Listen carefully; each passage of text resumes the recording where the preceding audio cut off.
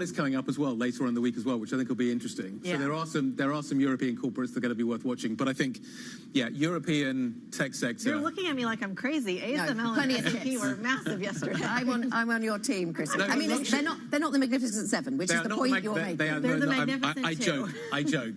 But they don't function without ASML. They don't. I agree. The chip sector is going to be fascinating, and ASML is definitely part of that picture. Look, European stocks are opening up. I'm not expecting a great deal here. Let's take a look at what the early numbers look like in terms of the indications that we are getting out of Europe. I think you're probably going to see. I think you may see a little bit of outperformance coming through from London, but I think it's going to be really marginal.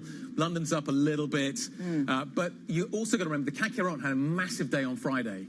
Yeah, with absolutely. the luxury bounce back. Absolutely. That luxury story, LVMH, and the run-up to that have been so mixed for the sector, hasn't it? It hadn't been I think. Right, and we're bad out of Burberry, but there were some other areas of site outperformance. But yeah, so LVMH certainly telling us that it wasn't all miserable in the luxury space. So I guess we have a little bit of an unwind of that perhaps taking place. But actually, in defiance of some of the futures picture snapshots that we got earlier on, the CAC is actually up 0.1%, the FTSE up 1%. So we are not talking about big moves here by any stretch, but we're also not falling over here at the start of European trade. We're not, but I mean, take a look at this first, 59 seconds that we're looking at. I mean, your biggest index contributors right now are commodity names. Yeah, they're energy, best performing sector. Shell, BP. How much of that is a read-through into what we saw from the geopolitics over the weekend? It's where we started the program. Well, it is. That's where you may be getting the reaction. It's in the oil names. You did get a reaction on Friday, but you've seen further turbulence in the Middle East over the weekend, so you start to price that in as well. We are going to get numbers fairly soon as well. We get numbers later this week, don't we, from Shell? I think on Thursday. So I think we're going to get an indication from them as to how they see it as well. FTSE 100 up a touch, CAC's up a touch, but it is a single stock story. Ryanair looks like it is under a little bit of pressure, so that's down 3.5%. You got Philips down by 4.5%. Mondi's the biggest loser. In terms of where the points are coming out, though, there it is. ASML is the biggest points drag. It's not down by that much, but ASML is the biggest points drag. LVMH. Is that a tech name? Okay, we'll call it a tech name. We'll call it a tech name. We're definitely not sending him to the Netherlands anyway. That's what we know. Yeah, energy stocks. I mean, they really are flying high this morning, up by 1.5%. By far and away, the best performing sector. The next best is up just 0.3% or so. So Shell's adding the most points. So if you look at the Stock 600 this morning, Shell is adding the most points in terms of the upside. Total is behind it. BP's there as well. So Shell, Total, BP in the top four in terms of the stocks that are having the biggest impact. Novo is actually up a little bit as well this morning, and some of the defense stocks as well. So BAE Systems is also rising as well. So that's an understandable trade too. Yeah. So you're seeing defense stocks maybe getting a little bit of a bid on the back of the tension we're seeing in the Middle East too. Yeah. So BAE's up by 1.5%. Because it's worth underscoring why some of those energy names might move higher, and we have seen a bit of an uptick in oil prices as a result. We talked about maybe would we have expected it to be more, but the first deaths of US military personnel as a result of attacks by Iranian proxies, this is certainly something that you'd think the market would take very seriously. As you said, does this bring in the Straits of Hormuz as a possible, if the US retaliates, how does Iran retaliate to that? A lot of questions being raised then by these events over the weekend. And then you have to ripple it out. Where does that go next? Which is why I bring up the defense stocks. Is that the next obvious trade on the back of that? Clearly, we've seen a big effect coming through for defense stocks. That started with the start of the Ukraine war and has continued. Those stocks are now trading on significantly higher multiples. But then you look at what the inflationary impact is going to be off all of this. How does the ECB think about this? Europe is much more exposed to the inflationary risk coming out of the Red Sea than the United States is. This is less of a problem for the Fed, more a problem for the ECB. Are they going to have to think about that? I didn't think I think Lagarde addressed it, but not that much. I mean, you're talking about defense stocks in particular, but I'm thinking defensive stocks in particular because, I mean, educate me here as I'm going to play my American card. In the United States, when you see this kind of outperformance of healthcare names, you think that that's a defensive trade. But the fact that you're seeing, even on your index contributors, alongside a lot of the commodity names, Guy, you mentioned Novo Nordisk, you're also seeing Sanofi up here, you're seeing GSK as well.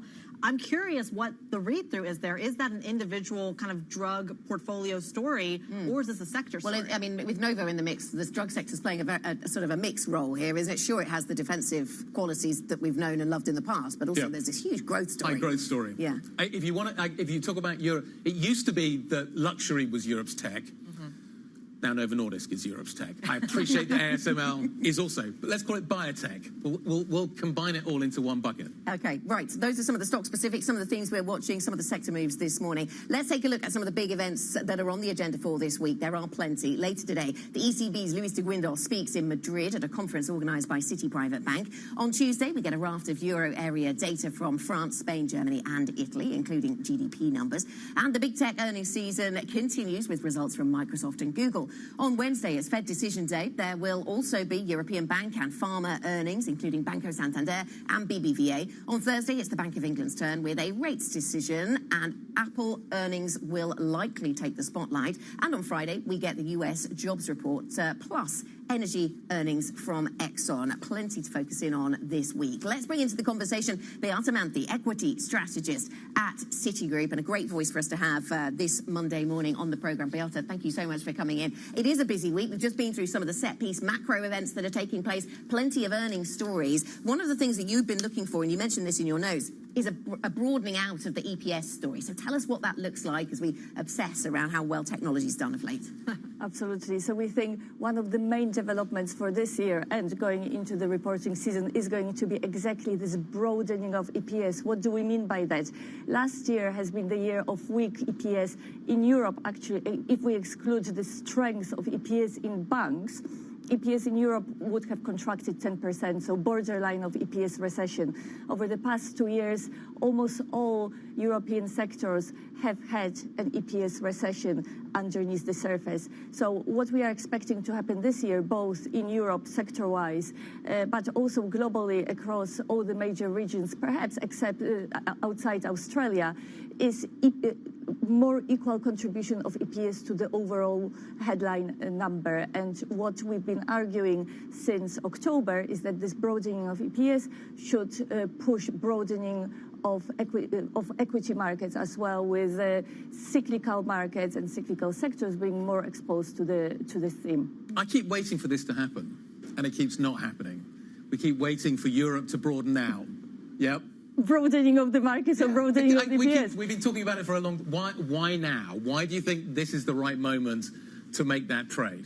So we've had a taste of what this broadening of the markets looks like. Went away it went away, of course, because this is the year that we'll still have some quite a lot of volatility, right? Geopolitics is one of the reasons of heightened volatility. Then we find that in the years when central banks cut rates, volatility goes up. It's okay year for equities. It's a constructive year for equities, but it comes with higher volatility. And then, of course, it's the year with lots of elections and U.S. presidential elections. And again, this comes with higher volatility. But, well, let's see what happens in this reporting season. The market will be watching that very closely. So last year was all about rates. We argue that this year is going to be about the delivery of the EPS. Talk to us a little bit about the strength that you're seeing in this European market here. We were just talking about the luxury sector really outperforming. Are you viewing that as cyclical strength that really has some legs to it? Well, luxury sector is a very interesting one, right? So there's been worries about the slowdown in China and the slowdown for demand out of the US. And of course, last year we've seen that the worries about margins have been premature. So we, after the summer sell-off, we have upgraded luxury goods to overweight. So it's one of our main growth overweight. Okay, so Pretty's just got back from Paris. Did you happen to walk past any of the LVMH stores? Did you happen to see if they were busy? Yes, discounting the fact that you might have been in one. I'll do some channel checks here, and for the record, I had to resist the temptation to spend, even though there are a lot of sales. I believe this is a time for sales in Paris, which I did not know, but now I know where to shop. So no, I did not, but I feel like a lot of that comes from tourists more than it comes from European consumers. And I'm curious about your take on whether or not the strength that you're seeing in the European stock sector as a function of the luxury is really a reflection of European strength, or perhaps Middle Eastern strength or Chinese strength. Look, so it's hard to talk about big strengths in the consumer in Europe. But what we've been arguing is that the cyclical markets, and especially cyclical markets like Europe, has been worried that the downturn would be worse, right? So it priced in a worse outcome. Now, the outlook doesn't look great. We are still going to have flattish GDP growth for this year, but the worst is behind us, and we are at the cyclical inflection point. So we are kind of in an early cycle, right? And the market starts pricing in what's going to happen in 6 to 12 months' time to EPS, not what has happened last year is already there, right? And Beata, you've made some interesting points about Chinese stocks in your notes, but also recognizing the geopolitical issues there and wondering whether, well, you suggest playing it more through developed markets. So I'm guessing the luxury sector is one of the ways that you would go about doing that, to Quitty's point about tourism numbers in Europe. But how else do you get that China exposure? And to what extent do you think that's warranted? Because a lot of people have been calling for turns in the Chinese growth story and the equity story, and that's been some way off. It's been quite a tricky period for Chinese stock market. And what we've noticed through last year all the way to the end of the year, a complete international investors' capitulation in terms of willingness of taking up more geopolitical risks directly through the Chinese equity market. So we've been arguing that these developed market proxies, and European proxies are one of them, right? There is a competition from Japan or from the US, could be played instead in the market. And actually the European proxies provide the widest set of sectors. So you have upside, you have exposure to luxury goods, as you've mentioned, but also to industrials and to tech and some other consumer stocks. Walk me through the rest of the week. We're here, we're trying to figure out what the rest of the week is going to look like. What are you going to be focusing on this week? Is it going to be the Fed? Is it going to be payrolls? Is it going to be the refinancing and what's happening in the bond market? The European earnings story? A bit of everything? A bit of everything. You definitely got to pick one. Look, I'll pick two, earnings and central banks. Which central banks? Presumably the Fed. It has to be the Fed, right? It has to be the Fed, but Bank of England is going to be interesting as well, right? If the Fed pushes back on rate cuts, how do you think the market is going to react? So if we get hawkishness out of the Fed, well, we worry that the volatility in the bond market through that could affect some longer duration stocks, right, which are priced for the current level of rates as they are. That's not our view, but definitely the risk. And of course, that comes exactly in the week where lots of the tech stocks are going to be reporting their numbers. So it's going to be an interesting one. Focus on this part of the market. Beata Manthe there, equity strategist over at Citigroup. She's getting no sleep this week, clearly, the Fed and between Fed and earnings. We thank you so much for joining the program. I want to get a quick check on some of the individual stocks on the move. Joe Easton's all over it. Joe, walk us through it. So we are seeing a move lower in Philips over in Amsterdam at the open of trading, down around 3%. The company is ending the sales for the moment of those sleep devices in the US following discussions with the FDA, suspending them and also setting aside another 300 million euros in terms of the cost for that one. Another one in the pharma space that we're seeing is Bayer. Now, this one had a legal resolution over on Friday, potentially another $2 billion worth of payouts they're potentially facing related to those Monsanto lawsuits that have been going on for a couple of years now. And that stock is falling as much as 4.5% over in Germany today. Then in terms of those cement companies, we're seeing again in Holcim on that news that they are looking to potentially spin off their North American business. It's the fastest growing unit, seeing growth in sales of around 20% per annum at the moment. They're looking to do a potential $30 billion listing of that firm, according to reports of the weekend. And we're seeing their rival Heidelberg Cement also gaining. That's one of the best performers on the Stock 600 this morning. So both of those companies are rising today. We are seeing concrete gains in those cement makers this morning, cementing earlier gains. I spent the whole weekend thinking of these, just putting these cement stocks in the mixer this morning. But we'll take a look at the airlines. We're seeing some weakness in Ryanair, as expected in the analyst calls. That one down 3%. The company downgrading its profit forecast, lowering the low end of it to less than 2 billion euros. And as such, we're seeing a read across a number of different airlines as well. EasyJet coming down 1%, Wizz Air as well, and the British Airways owner IAG down 1.7%. So a bit of a read across all of those airlines in terms of that Ryanair report today. Then in terms of a couple of ratings changes, we've got Schroders, this one declining in London. Exane BNP Paribas says that they are suffering from weaker than expected flows, so they go underperform on Schroders this morning. We're going to bring that one up. And then we have Precision, this one overweight at Barclays. So there's the Schroders price down 3.7%. Precision, this one gaining at 2.9% as Barclays goes overweight. And finally, a massive drop over in Paris. This is Eutelsat, the satellite company, putting out a profit warning a few moments ago. And that one is sliding 13% in Paris today, the worst performer in France at the moment. Joe, thanks very much. Joe Easton from our equities team with a briefing on some of those stocks on the move. 14 minutes into a European session that's just deteriorated a little, down 0.1%. The London market still outperforms. Energy has a lot to do with that. But elsewhere, seeing a little sluggishness in a really busy week for equities. Coming up, Ryanair falls after lowering its profit guidance on higher fuel prices and online demand. We'll get more of your stocks on the move. But shortly, this is Big Bang.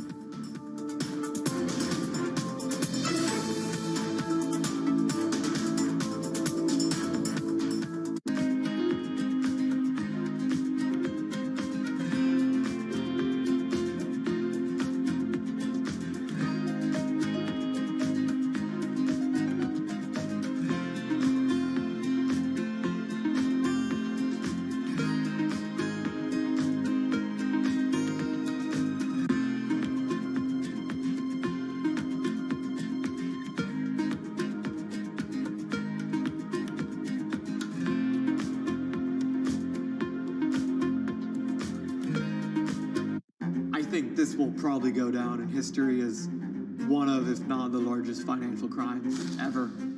I cannot imagine a scenario where $8 billion just disappears. Bankman-Fried has pled not guilty to multiple fraud charges. Sam was just too important in the crypto community. When someone says, I'm going to give $1 billion in the next 2 years, like that catches everybody's attention. As time went on, their ideas got like weirder and weirder. I don't think he even had almost a conception at some point that it was wrong or right. I think he just had the mentality that he has to win. This committee will not stop until we uncover the full truth behind the collapse of FTX. So, Mark. Are you in? I'm in. I'm in. We're in. Will this be the last of its kind? No. This is the nature of capitalism. Get over it. Top names in climate finance are on Bloomberg. I can't tell whether you're optimistic or pessimistic about climate finance. A lot of great stuff is happening, but is it enough? No, it's not enough. I'm biased. I'm a huge investor in both fission and fusion, and hoping that it comes in time. Transition is not going to be an event. It's a process. But at the end of the day, it's the right thing for the planet, it's the right thing for the industry, and there is business opportunity. Always on the heartbeat of the tech spread across global markets. The real-time data aspect is going to be important. We're going to bring you expert analysis on that. Sure. Don't miss Bloomberg's interview with the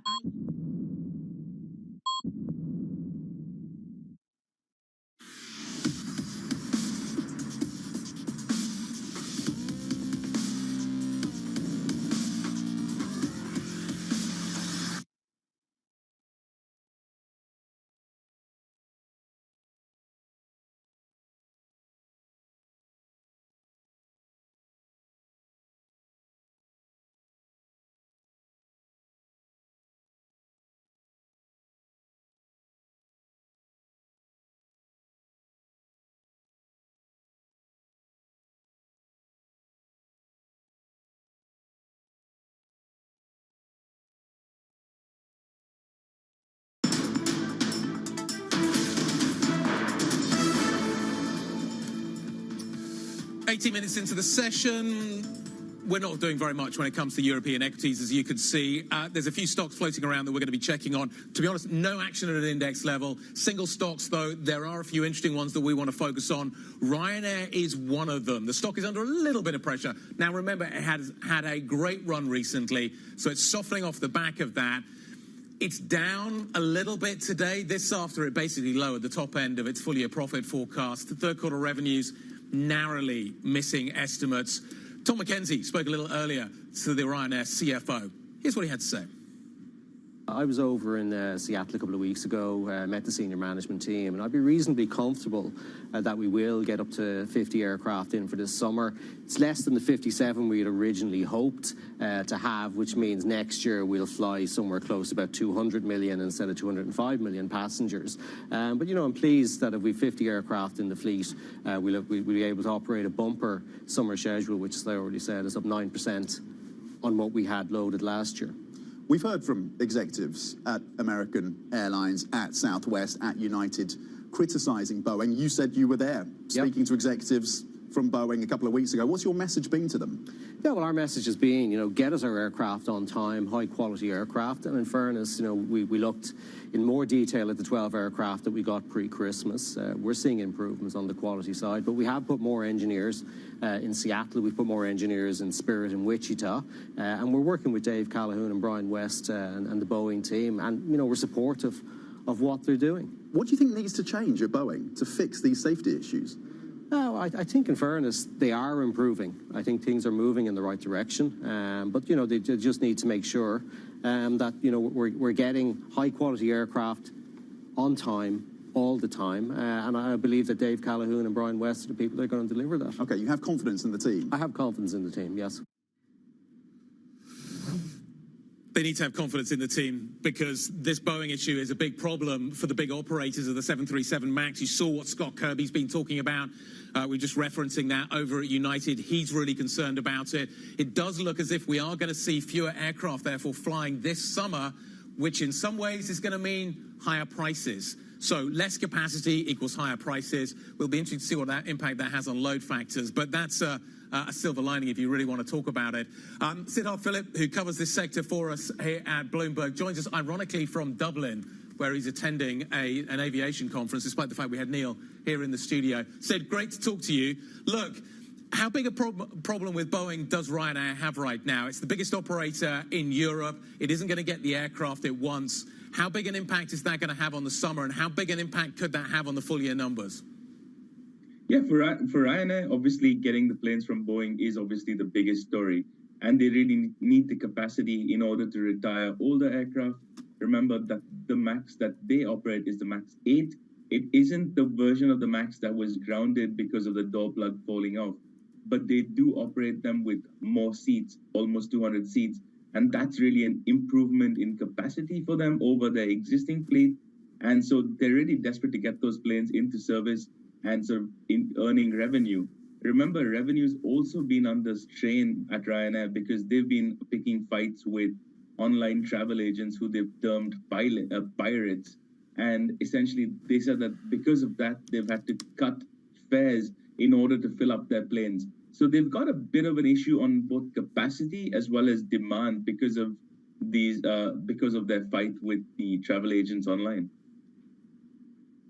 Sid, it's a little bit of a 180 for Ryanair when we look at these numbers. Just last quarter, we had Neil Sorahan come on to Bloomberg TV and actually say he's so confident in their sustainable profit outlook, they're actually issuing for the first time ever a 400 million euro dividend. 1 quarter later, here they are lowering their profit guidance. How do you square the two? I think that it is part of the uncertainty in the industry at the moment about demand and how fares will play out. And everyone's really looking for any guidance on what demand looks like going into next summer. Remember, we've had a rebound in demand since COVID, and the pace of the rebound might not be something that could sustain going forward. And so everyone's really keen on knowing how the demand recovery sort of plays out in the next summer and how airlines go about filling up their planes. Do they need to stimulate fares, or are they able to sort of charge higher prices? And the jury's still out there on what's going to happen. Okay, Sid, thanks so much. Bloomberg, Sid Phillip, as we said, joining us from Dublin, which seems appropriate, given he's talking about the Ryanair numbers, but also taking in, of course, the wider story around Boeing. Let's pivot now to what's being covered on the Markets Today blog. Sam Unstead joins us from the blog team, taking us through some of the stories they're giving some profile to. Sam, good morning. Happy Monday to you. Let's start with the NatWest story. We talked about this on the programme a little bit last week. We had the City Minister on, and we were asking him about the NatWest share sale, and he was saying, you know, it was making good progress and the like. And now we've got this story that says the UK government is asking city firms for the NatWest share sale for proposals. So it seems that the sort of momentum behind this is gathering pace. Yeah, and this is kind of one part of a much wider picture of various different reforms and ideas and proposals to try to boost retail interest and more broadly interest in the UK stock market and sentiment there. Whether this is going to work, I'm not totally sure. Yeah. It is one part of a much wider picture. Yes. But it would be a very significant privatisation. You know, it would be a major moment. I think also it's supposed to come in the budget, so we'll get some more details on it as we go further into the year. But it really is just one piece of a much larger puzzle on how to get people back into UK. I'm going to tap into your long memory here. I knew you were going to call me. Basically, I was just waiting for Anna to turn around and go, I've got two choices. You remember Margaret Thatcher, don't you? I've got two choices, you know. Well, when I spoke to Bim, I was talking about, you know, tell Sid, and he was saying, well, you know, a lot of people don't have a clue what that is. And I said, yes, I know. There's a lot of people in our newsroom who won't remember, you know, that, or maybe we're alive or in a different country. So you basically come to me because you think you have I'm a long old memory. enough. You have a long memory. Okay. That's the flattering way to put it. If we can't make fun of your age, then what can we do? Believe you me, there's plenty of ways to make fun of me. But the more serious point that he was making, and it is fun to talk about what will be the modern equivalent of Telsey. Yeah. I mean, it'll get amusing. But the point he was making is there are plenty of retail investors, if you like to call them that, who will happily get into crypto and get really excited about crypto. Why can't they get excited about something else? I'm not sure a NatWest share sale will necessarily be the thing, but you never know.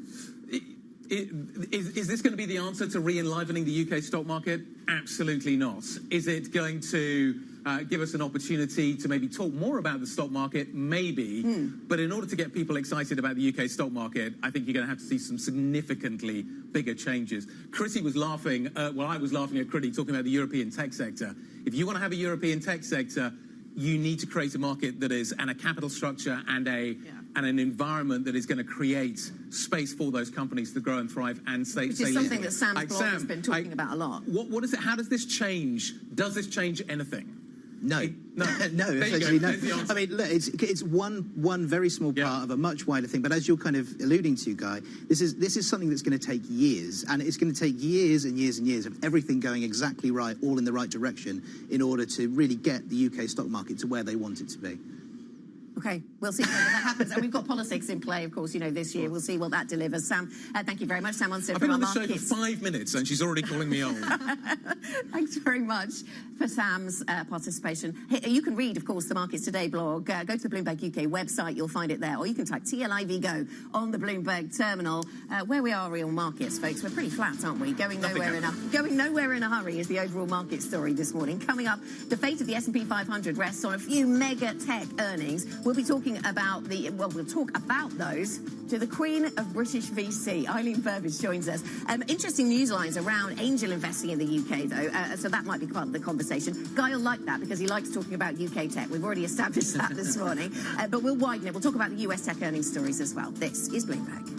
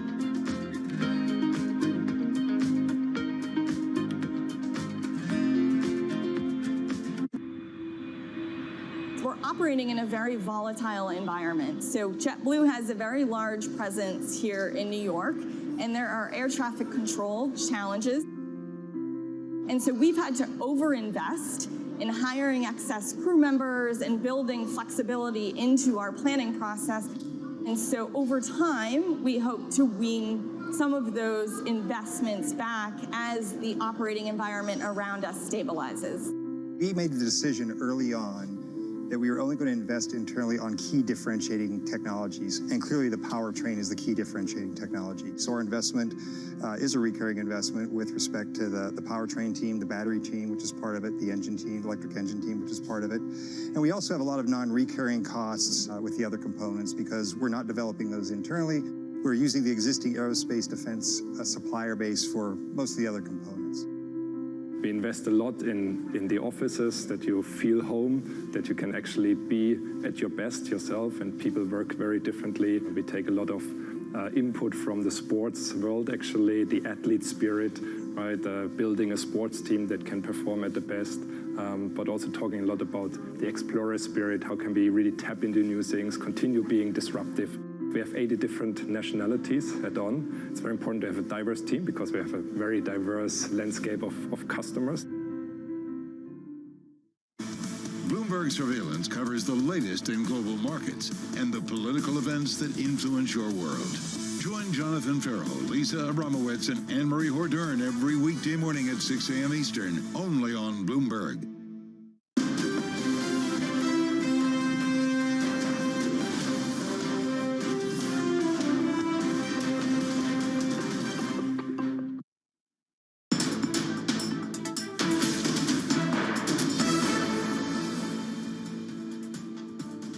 Markets today, we're about 30 minutes into the European trading day. A little bit of a mixed picture. We started out in the green, starting to see a little bit of a reversal when you look at the stock 600 here, although now it's unchanged again. So a little bit of choppy action. A lot of this seems to be a sum of all parts trade as a lot of traders and strategists really wait on the sidelines for what's going to be a pretty big earnings week. Look, we've got the tensions in the Red Sea. We've got, of course, the Fed and the BOE this week as well, not to mention a whole slew of earnings stories. And look, Guy says that it's going to be the Fed that's the game changer. I completely disagree. I think it's the earnings story. Which ones? I think it's going to be Apple in particular. I think when Apple comes out and talks about the regulatory issues they've had with the watch, they talk about the consumer. I mean, ultimately, it's a luxury brand, but it's also a great tell on what the American consumer is doing. That was a risk Max was talking to, wasn't he, about the outlook from some of these tech names? Yeah. So how high is the bar? This is the interesting thing. If you're going to look at one area where the bar is relatively high, it is with these tech names. If you're trading on these kinds of multiples, you can't slip. Tesla's already proved that. So yeah, I'm not disagreeing with you. I'm just... If you think about what has moved markets so much recently, that Fed pivot kind of started it off. Yeah. But it was such a nuanced Fed pivot. A slight pivot the other way, a slight shift in the language on the Fed. You say you're not disagreeing with me. I was hoping to start a fight. No, well, okay. It's day one. And it is only 8:31 in the morning. But we don't have to pick one or the other, do we? I mean, as Beata was talking to us, 2023 was the year of rates. She said 2024 is going to be all about delivery on EPS. But to your point, maybe the rate story comes back. If it moves in a direction we're not anticipating, maybe they're both in the mix. And that's the story of 2024. I hear what Beata's saying, but we've talked about the fact that we're going to get this broadening out of this market for a long time now. Started off the beginning of last year, we're going to get a broadening out of the market. Didn't happen. We get a small October, we get a broadening out. Small caps start to rally, you start to see that broadening out happening. It's gone in an absolute heartbeat. You're going to see significant volatility. And I think she did make the point that we are going to see quite a lot of volatility. So how do you, even if you're right this year on the trade, say you get to the end of the year and you've called it right, you're going to be wrong for a lot of the year. And that's going to be the real problem I think investors are going to face this year, that they are going to be under constant pressure to flip some of their positions. Having the fortitude to sort of see your way through some of these trades, I think, is going to be really difficult. Do you stick with the big tech stocks? Do you stick with that bond trade? A lot of people want to be there right now. I don't know. I think you're going to see a lot of volatility, and I think that's going to be the narrative that you have to watch out for. But I think, and to your point, I think the flexibility is where you're lacking here, right? We keep coming back to this story of liquidity in the bond market, but I think there's a liquidity issue in the stock market as well, because what do you buy right now? What is your hedge? It's not as clear cut as inflation is rising, let's buy a basket of commodities or commodity associated stocks. It's more nuanced than that because you've taken the macro, and then you have to kind of forecast the election story as well. The trade that might work in 2024 will not Exactly. work in 2025, may not work in 2025. Okay, let's stick with the theme of earnings, actually. European earnings season ramping up this week with the spotlight on pharmaceuticals, banks and energy companies. Joining us now, Bloomberg's Maggie Shiltag, who can run us through some of the expected highlights and perhaps a few lowlights as well. Maggie, thank you very much for joining us. So Novo Nordisk, let's start there. Any obstacles ahead for Europe's most valuable company now? When is it out? The When does it story report? here is epic. When does it report? Later this week. Yeah. Right. What are we expecting out of Novo Nordisk then, Maggie? What are the obstacles that it could face? Sure, so it's definitely well on track to meet its goals this year. Of course, there's been huge momentum in that arena, and that's going to be mainly driven by its weight loss and diabetes drugs, Ozempic and Wegovy. So sales of those key drivers could hit 114 billion kroner and 50 billion kroner respectively this year, and that is looking very achievable, just given how much momentum it is sustaining currently. However, two pressing concerns looking ahead.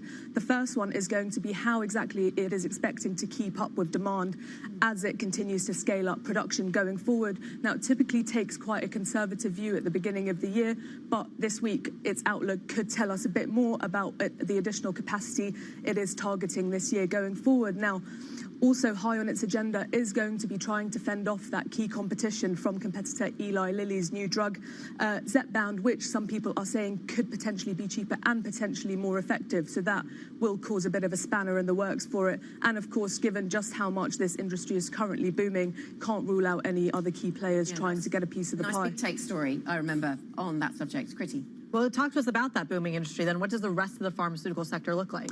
Sure. So the rest of the sector is facing slightly more mixed fortunes. This week, we're also going to be hearing from GSK, Novartis, Roche and Sanofi, so quite a good snapshot going forward. Now, the healthcare sector is Europe's only sector at the moment expected to be delivering fourth quarter earnings growth. However, that is solely dependent on Novo Nordisk, without which actually we're going to be expecting pretty flat earnings for the rest of the sector. Now, given that that is the case, we're really going to be looking ahead as to the guidance they provide for us for the year going forward. Now, we saw Novartis and GSK upgrade their guidance at their third quarter earnings, and it's going to be interesting to see if they can continue that momentum going forward. And more interestingly, obviously what we were talking about earlier, booming obesity market at the moment, it'll be interesting to see if any of those key players are going to start making some moves to get into that as well. We're getting to the banks reporting season this week. We've got Deutsche, I think we've got Danske as well. What's Deutsche going to say? So Deutsche Bank, for that one, we're really going to be looking at its headline fixed income revenue. Now, that is going to be closely watched after we saw some declines from US peers recently. It's still expected to be up 9.1% in the fourth quarter. However, for the year, we are expecting it to be down 9.6%. Now, prospects for banks generally are pretty uncertain given that interest rate cuts are nearing and economies are continuing to slow. Now, after double-digit gains in the previous 3 quarters in Europe's financial sector, it is set to have fallen 1% in the fourth quarter. Now, that is mainly going to be driven by increased loss provisions as well as falling net interest income. We saw earlier this month a couple of the big US banks really saying that they're expecting a drop-off in that net interest income, or we're expecting Deutsche and Danske Bank to say the same thing going forward. However, Danske Bank could really buck the trend. Its net interest income is expected to rise more than any of its Nordic peers in 2024. However, it's still going to be quite a mild rise of just 5%. And of course, we also saw earlier this month Citi announcing it's going to be cutting 20,000 jobs. Now, cost cuts are also going to be quite high on the European banking agenda too, given that 15 of 26 of the continent's biggest lenders are expecting to see negative operating jaws in 2024. So it'll be interesting to see how that plays out in the following couple of quarters, especially given the anticipation about interest rate cuts going forward. Okay, so interest rates in focus with that sector for sure. What about the energy sector, Maggie? So many really fascinating topics to focus in on. Tensions in the Middle East, of course, will be no doubt amongst them. The shipping routes that are having to be taken and all sorts. Cost base, the energy policy, political risk. What's the focus around Shell? We get numbers there. Yeah, exactly. Of course, as you said, a lot going on there. So Shell fourth quarter earnings are expected to come in pretty stable but positive.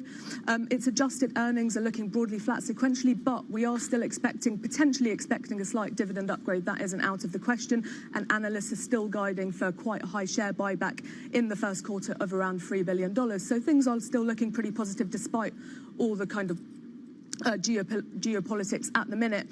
In the fourth quarter, its upstream performance is set to climb on high production, however, and that is really set to outpace its downstream business, which is set to reverse in the fourth quarter.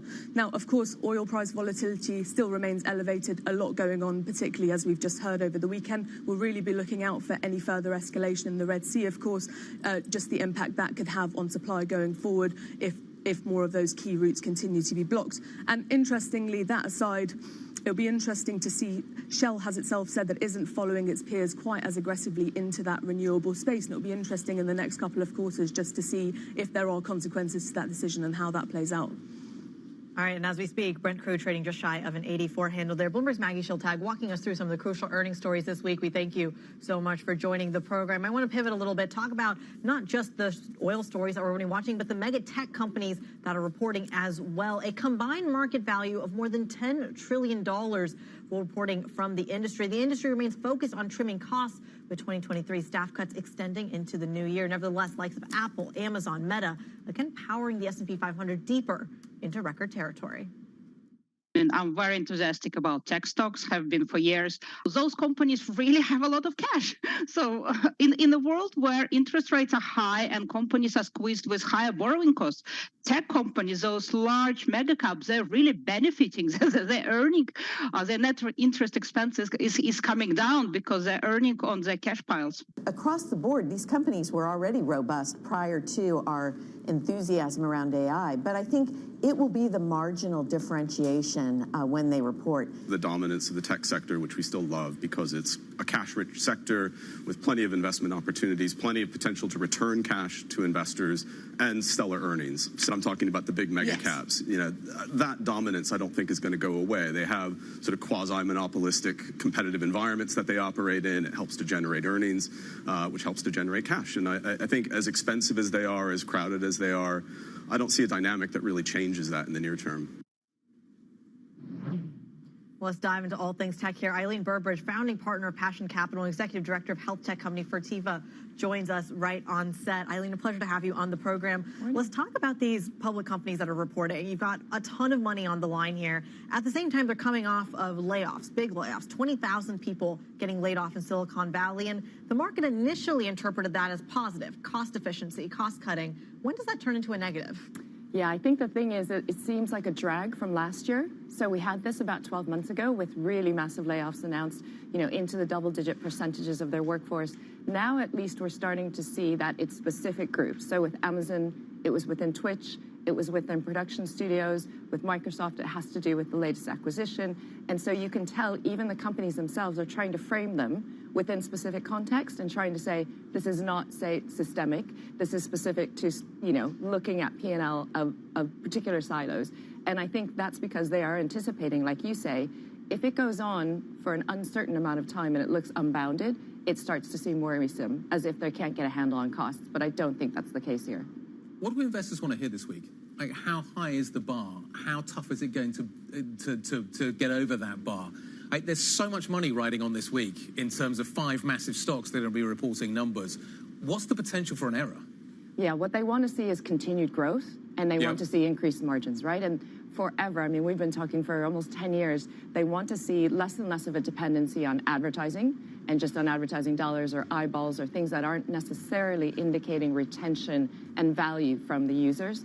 They'll want to see subscription services. They want to see value-added services. At the same time, it's a double-edged sword because I think institutional investors want to see commitment and investment into AI, which, you know, a number of your other guests have already spoken to. So they want to see investment in those skills, in those data centers, in semiconductors, and they want to know that these companies will be prepared to leverage their market position to take advantage of the newest trends. And Eileen, what are you watching on that AI theme then? Because clearly last year, a lot of the early part of this frenzy belonged to NVIDIA. Then it really widened out, and a lot of tech names, of course, setting out their stalls and how they plan to monetize.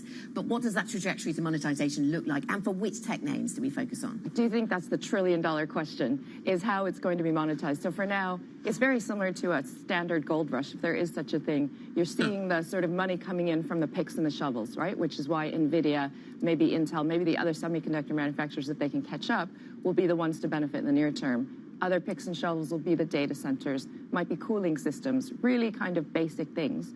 But what you're looking at for the bigger companies to monetize will be software services solutions that actually add value. And I have a thesis that initially it's going to be in things that we shouldn't be thinking about with respect to AI. So better food delivery, better recommendations on Amazon when I'm shopping, these sort of things we've already gotten used to, but getting even more intelligent and even more easy to use. Over time, you're going to see things like co-pilots, things that are actually helping you do things, and you're going to be mindful or conscious, this is AI that I'm paying for. But I think that's some way to come. But the faster that innovation comes, the faster the regulatory authorities kind of try to attack it. You've seen that happen right here in the UK and Europe as well. But it's not something that's really getting priced in. It feels like an investor will look at a court case brought onto Apple or Microsoft and say, well, that's a legal battle that's going to take years. Are we still in that era? I think that's right. I do think that's right. I think regulators will have to wake up pretty quickly. These deep fakes we've seen with Joe Biden's voice, with Taylor Swift, you're seeing that regulators and lawmakers are recognizing there's a real risk. No, I don't think you can price that in. And I also think anyone who would price it in is going to put their chips on the tech companies to innovate faster than a regulator can clamp down. Do we know how to price AI yet? Have we figured out how to price AI? I don't think so. Right. So this is we're making it up at the moment to try and figure it out. We're thinking it's unbounded. This is the future, guy. This is where everything, all of our hopes and dreams lie on. But I'm a very early stage investor. Yep. We're thinking baby steps. We're thinking the sort of application solutions. It's, to your point, it's impossible to define the quantitative value of large language models. But what you can quantify is, does this mean an earlier stage team without the resources of an Amazon, a Microsoft, or an Apple, can they compete in, say, better notes for junior doctors using LLMs? So very specific case studies in looking at where that can be applied in different verticals, or even other places of healthcare, for example. So you said that it's not necessarily the places we thought we'd be looking at to see the early gains from AI. It'll be maybe a bit more of a continuation story than it should be. So if it is more of that continuation story, who wins in the short term as we look at the companies that are going to be reporting this week? I think NVIDIA is probably not reporting this week, I don't think, but they are obviously continuing they'll dominate. And then I think everyone will be equally hedging. So it's a hardware story. I think it's hardware for now, and everyone will be hedging that the large platform, the sort of Apple, Amazon, Microsoft, and Meta, they'll all be in position, I think. Yeah, that's. But if you're talking about it being a hardware story, isn't it at the core then a business investment story that then appeals to likes of Microsoft, for example? We're talking about cloud software, which is still also a growing piece of the equation, but then I'm curious how much of that is tied again to business investment story at a time when Silicon Valley, Wall Street, et cetera, are laying off people. Do they have the money behind all this big talk? Well, I think it's all connected. I think that's why they're looking to cut costs where they're not seeing as much growth maybe in future, and they're looking to be able to bring that back into investing in research and development, into investing in some of these other departments. And we saw this 2-3 years ago with the metaverse. And everybody's saying that they were going to be investing in the metaverse. And it's just a shift now, I think, to AI. What do you do if you're behind? What do you do if you're Apple? How do you catch up? Can you catch up? How much money do you need to spend? Apple's not short of cash right now. Yeah. How much of it does it need to deploy in order to play catch up? Or is it behind at all and we just don't know?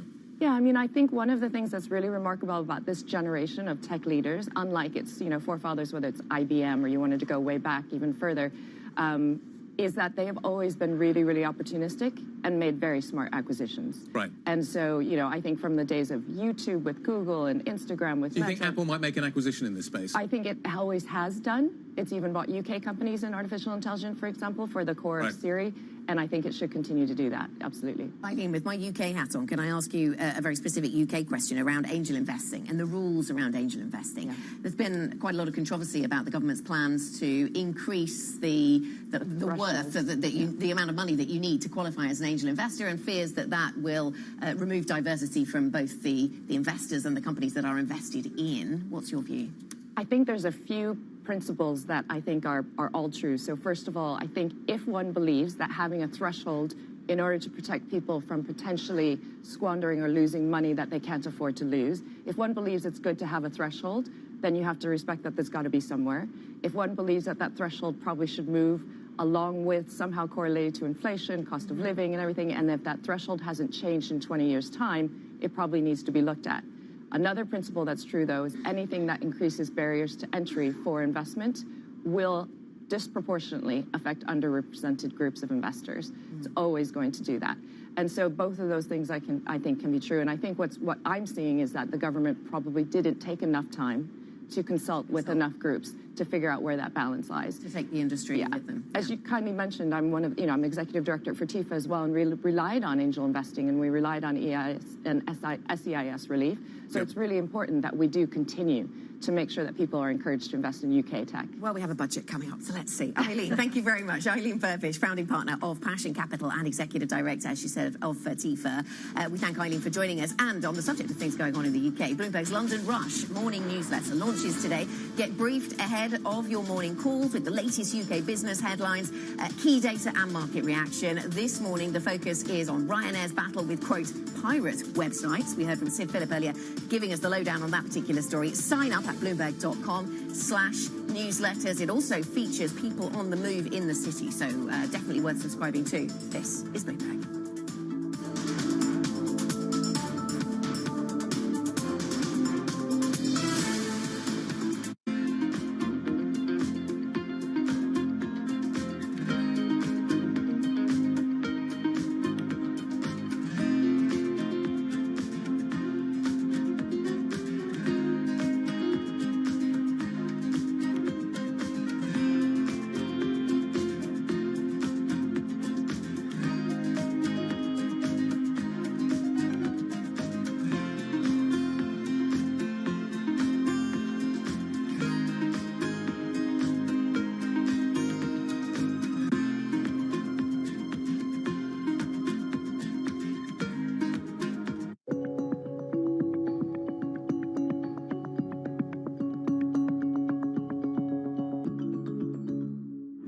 I used to have a data point I used to share that 75% of the people had never heard a phone ringing.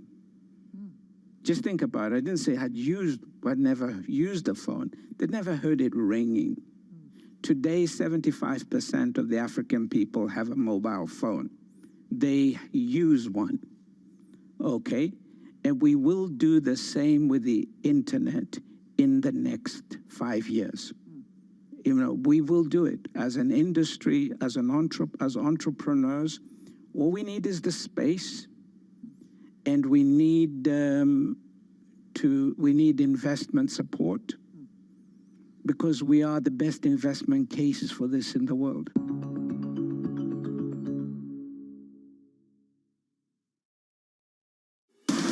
From the world of politics to the world of business, every weekday at 5 p.m. Eastern Time, hosts Joe Matthew and Keely Lines deliver news, insight, and analysis live from Bloomberg's Washington headquarters. Get the latest from and about politics' biggest power players at the end of every trading day. Balance of Power live around the world every weekday at 5 p.m. Eastern, only on Bloomberg Television. Context changes everything. Always on the heartbeat of the tech spread across global markets. The real-time data aspect is going to be important. We're going to bring you expert analysis on that. Sure. Don't miss Bloomberg's interview with the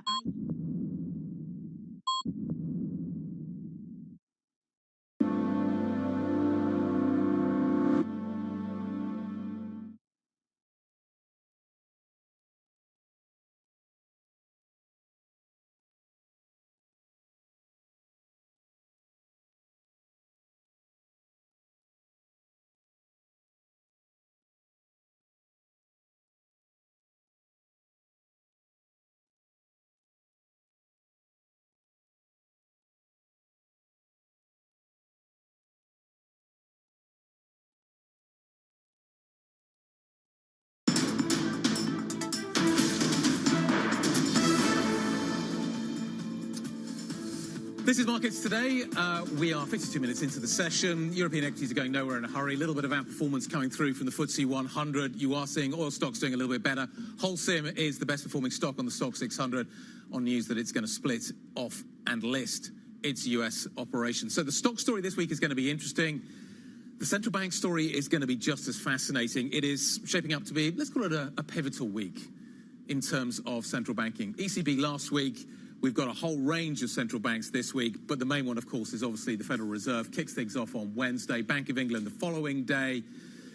What are we going to expect? I think tone is going to be really important here. Anna Andrade from Bloomberg Economics joins us now. Let's kind of start with the Fed, and then we'll broaden out. We'll talk about the ECB and the Bank of England. Expectations are what for the Fed this week? Some people believe that we're setting ourselves up for a March cut. Others believe that the Fed is going to take a more hawkish tone. What is more likely right now, and how big a divergence could we see from the current script? Hi, good morning. So in December, what we saw from the Fed was they effectively acknowledging that the hiking cycle was over and that they were ready to talk about rate cuts. And so this meeting will be all about signs of how soon will these rate cuts come and how fast. Now, our colleagues in the US, they think that there's going to a possibility is that there's a dovish tweak to the policy statement, suggesting that the Fed is actually not that far from rate cuts, and that Fed Chair Jerome Powell at the press conference will give a more detailed guidance on the conditions that need to be met for rate cuts to start.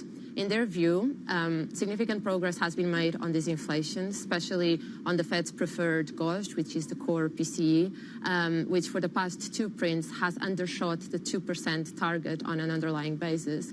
So they think that as long as there are no meaningful revisions to the CPI seasonal factors, which are going to be published in early February, then all the conditions would be gathered for rate cuts to start in March. Okay, and if it were that dovish side, then that might rock fewer boats than if we got the hawkish shock that perhaps some are talking about. Anna, let's talk about the Bank of England. That's where you spend a lot of your time focused, and that's what is also on our agenda here in Europe.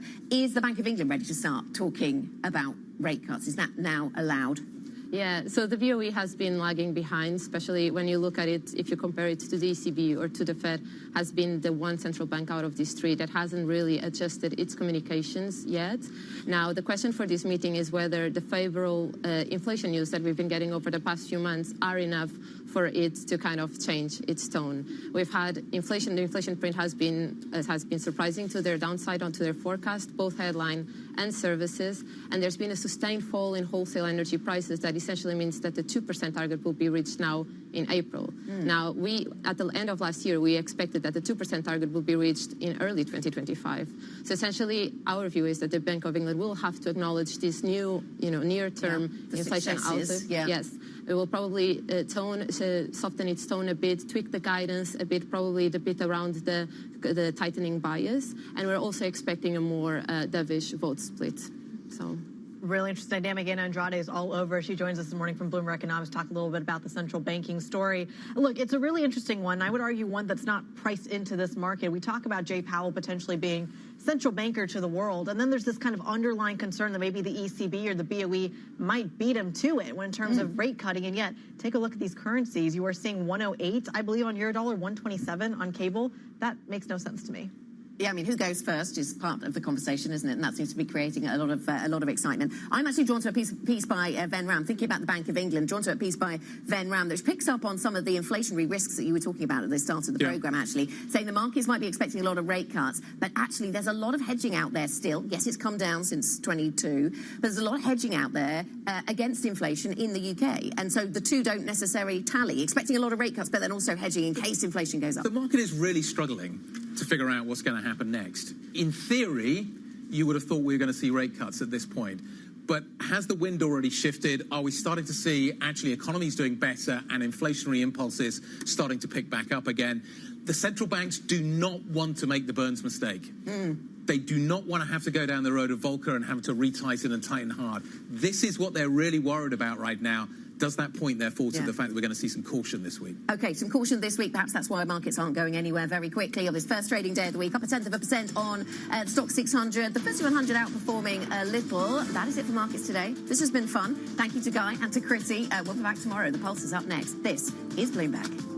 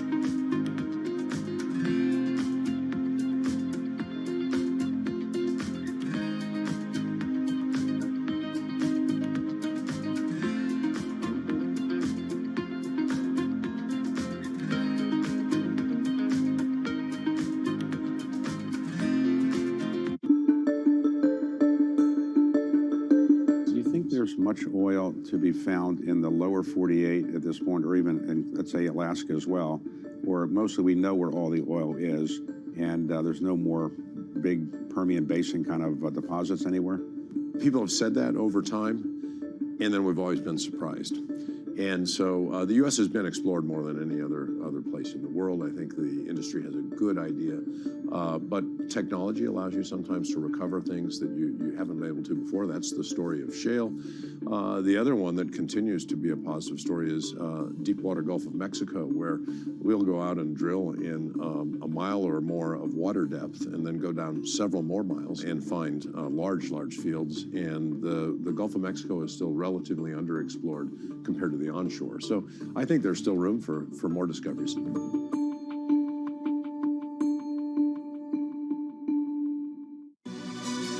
This is Bloomberg News Now.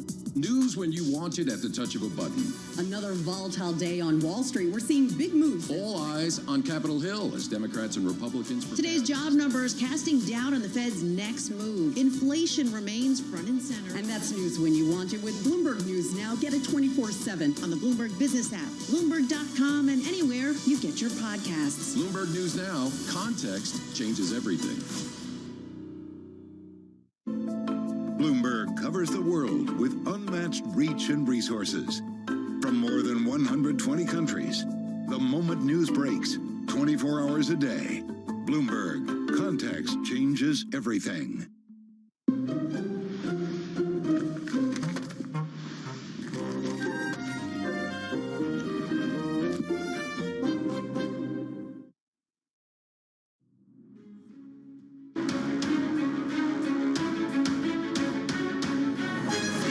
Newsmakers and market movers. This is The Pulse with Francine Lacqua. Well, good morning, everyone, and welcome to The Pulse. I'm Francine Lacqua here in London with the conversations that matter, and here's what's coming up on today's program.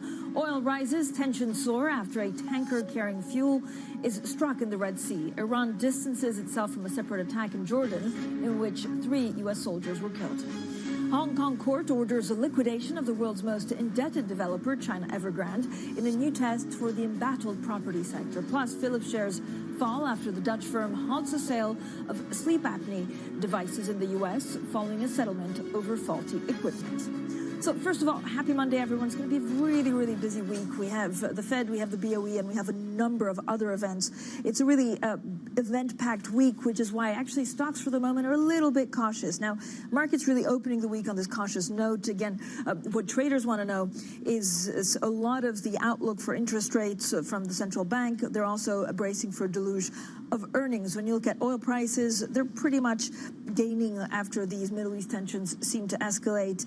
But it is really a lot of the companies, for example, Holcim saying it plans to spin off its North American business, Philips down. There are a lot of also individual stocks that we need to look at very closely. Now, we're also joined by JP Morgan's head of global multi-asset strategy, John Bilton, also with us, Bloomberg's Justina Lee. Now, we'll get to you in all the central bank action. I know there's plenty, John, but first let's also go through the latest twist in the Evergrande saga. So, Justina, I mean, Evergrande, I feel like we've been talking about this for 4 years, 5 years almost, and it was, you know, it could default, it couldn't, but now this is actually a huge deal because the authorities let it go. Right. I mean, this case was originally brought to the Hong Kong courts by a creditor, and I think all this time the judge was waiting for some sort of restructuring deal. But since Evergrande never really put one through, now the court has ordered this liquidation.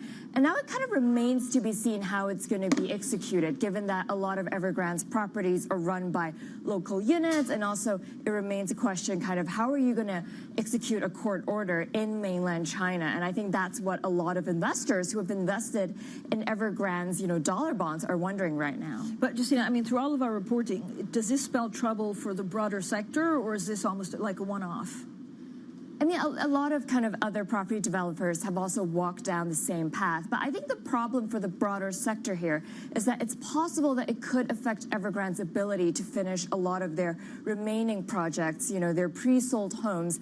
And if they cannot do that, that could potentially affect broader sentiment. I mean, it's reminding the Chinese people once again that these pre-sold homes may not be as reliable as you thought. Yeah, and John, there's plenty to worry about. First of all, thank you so much for getting us started on this busy week this Monday morning. but this puts in the spotlight basically the possible property crisis that could unfold in China. There's a lot of worry about tensions in the Middle East, maybe a possible mistake by central banks. Like in this wall of worry, what concerns you the most? Oh, I love that phrase you used, wall of worry. It certainly felt like that at the beginning of the year, hasn't it? I don't think from an investor standpoint anything has necessarily new come out of China on this particular angle. I mean, we know there's been this property issue for some time, and we're caught in the cross currents of a market which is getting some technical support, things like the short sale ban on some lines of stock, which could give you a little bit of a pop in some Asian indices. But at the same time, the underlying momentum of the economy over in China remains sluggish. By contrast, of course, the US is going gangbusters. So, I think we're still in this world where if we pare it all back, it's a very asynchronous cycle. But to the downside, that means that actually if you've got one region accelerating while another is cooling, it prevents the risk of a big synchronized slump together. But at the same time, we've got no business expecting that coordinated upswing that might give, that whole Goldilocks scenario many people talked about at the beginning of the year some legs. But so, John, I mean, my concern is that when you look at some of the earnings forecasts, or at least equities and what will support equities, you really have, there's a mismatch with so many big banks and what they're expecting. And I don't know whether it's because it's hard to read or that's also an inflation play. Well, not really. I mean, there are some pockets where, you could argue, and I've seen it written, stocks are priced for perfection, tech sector, for instance, and people worry about the expectation there. But the reality is these are companies that are compounding 15 to 20% growth, a 5% free cash flow yield. There is a lot of money being spun off. And I mean, ultimately, we do think the tech sector can grow into parts of its valuation. What concerns us a little bit is that we've seen a little bit of narrow leadership this year. Gives us some technical concerns on the index. But if I look at the broad S&P earnings expectations of around $240, $245 per year, we think that probably is, we expect it to come in a touch lower than that, but we still see a decent upper single digits growth in earnings this year, just really from the economic momentum that we see within the US. And Justina, is there anything in the earnings that actually you and the team are looking out for?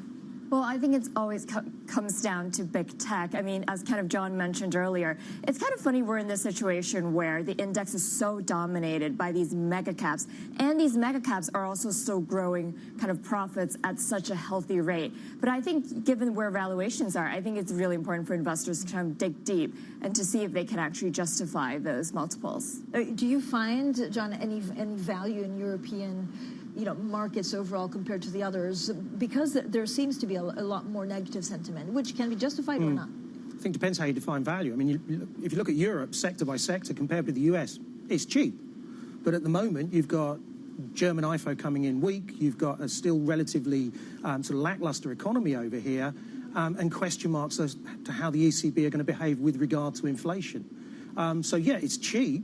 Is it time to dive in quite yet? We'd argue probably not. Look, don't get me wrong, we're not actually too bearish on Europe. We think that we are towards the bottom of an inventory cycle, and consumers have decent balance sheets. It's just perhaps a little bit too soon. We'd probably see a little bit more value in leaning into the euro at the moment than necessarily the European equity market just now. But so what needs to happen for you to go into the European equity market? I think what you need to see is really some convincing signs that the good cycle is turning. We've seen a little bit of that in things like Asian export data. And of course, don't forget the situation in China. I mean, Europe exports a lot to China, and if that region is in some way constrained, obviously Europe, by extension, gets that constraint on itself. So I'd say it's a little bit of the good cycle, a little bit of sentiment, and then just really getting a clearer picture from the ECB and from survey data that actually the forward looks a little bit better than the last couple of quarters. When you look at some of the valuations, Justina, I don't know whether there's something that really catches your eye. I know we're looking also at some of the proprietary, like Bloomberg data, to try and figure, do you have a favorite chart or something like that to see whether markets are going up?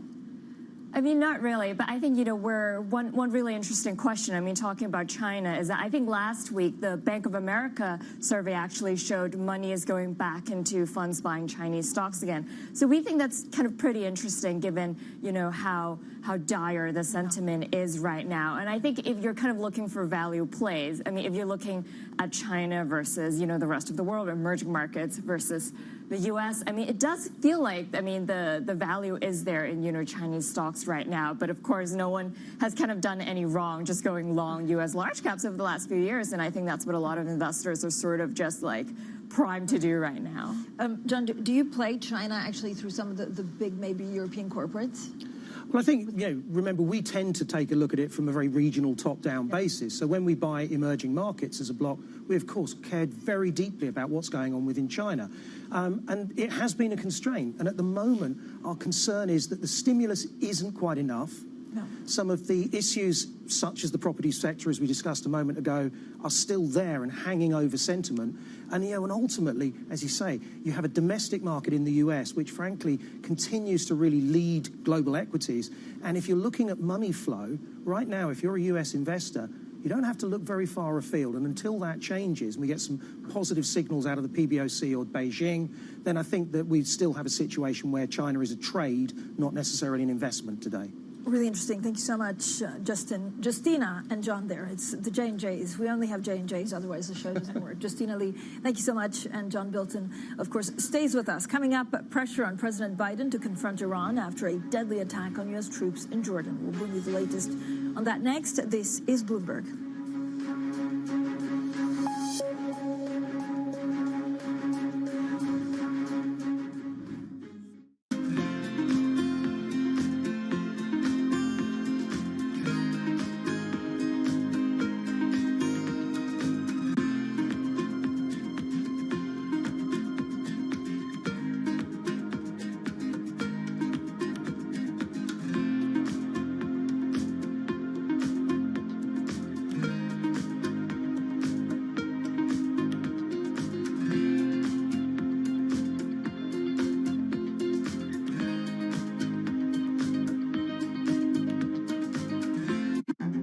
This will probably go down in history as one of, if not the largest financial crimes ever.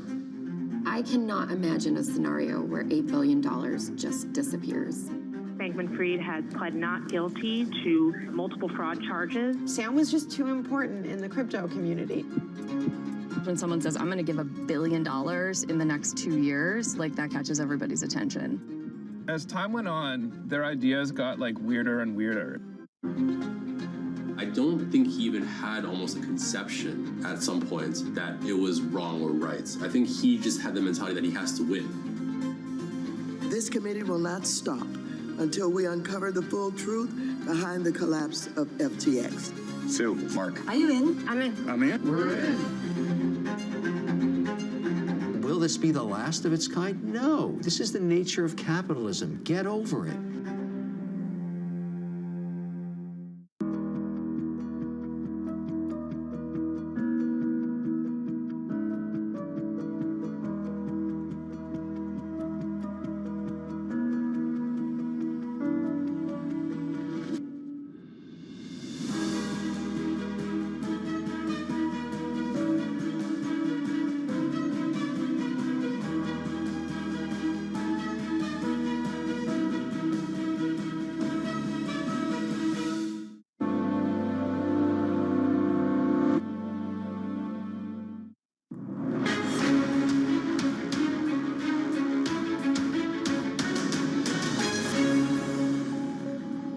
U.S. President Joe Biden is under pressure now to confront Iran after 3 American soldiers were killed in a drone strike on a U.S. base in Jordan. Well, Iran says it had nothing to do with the attack.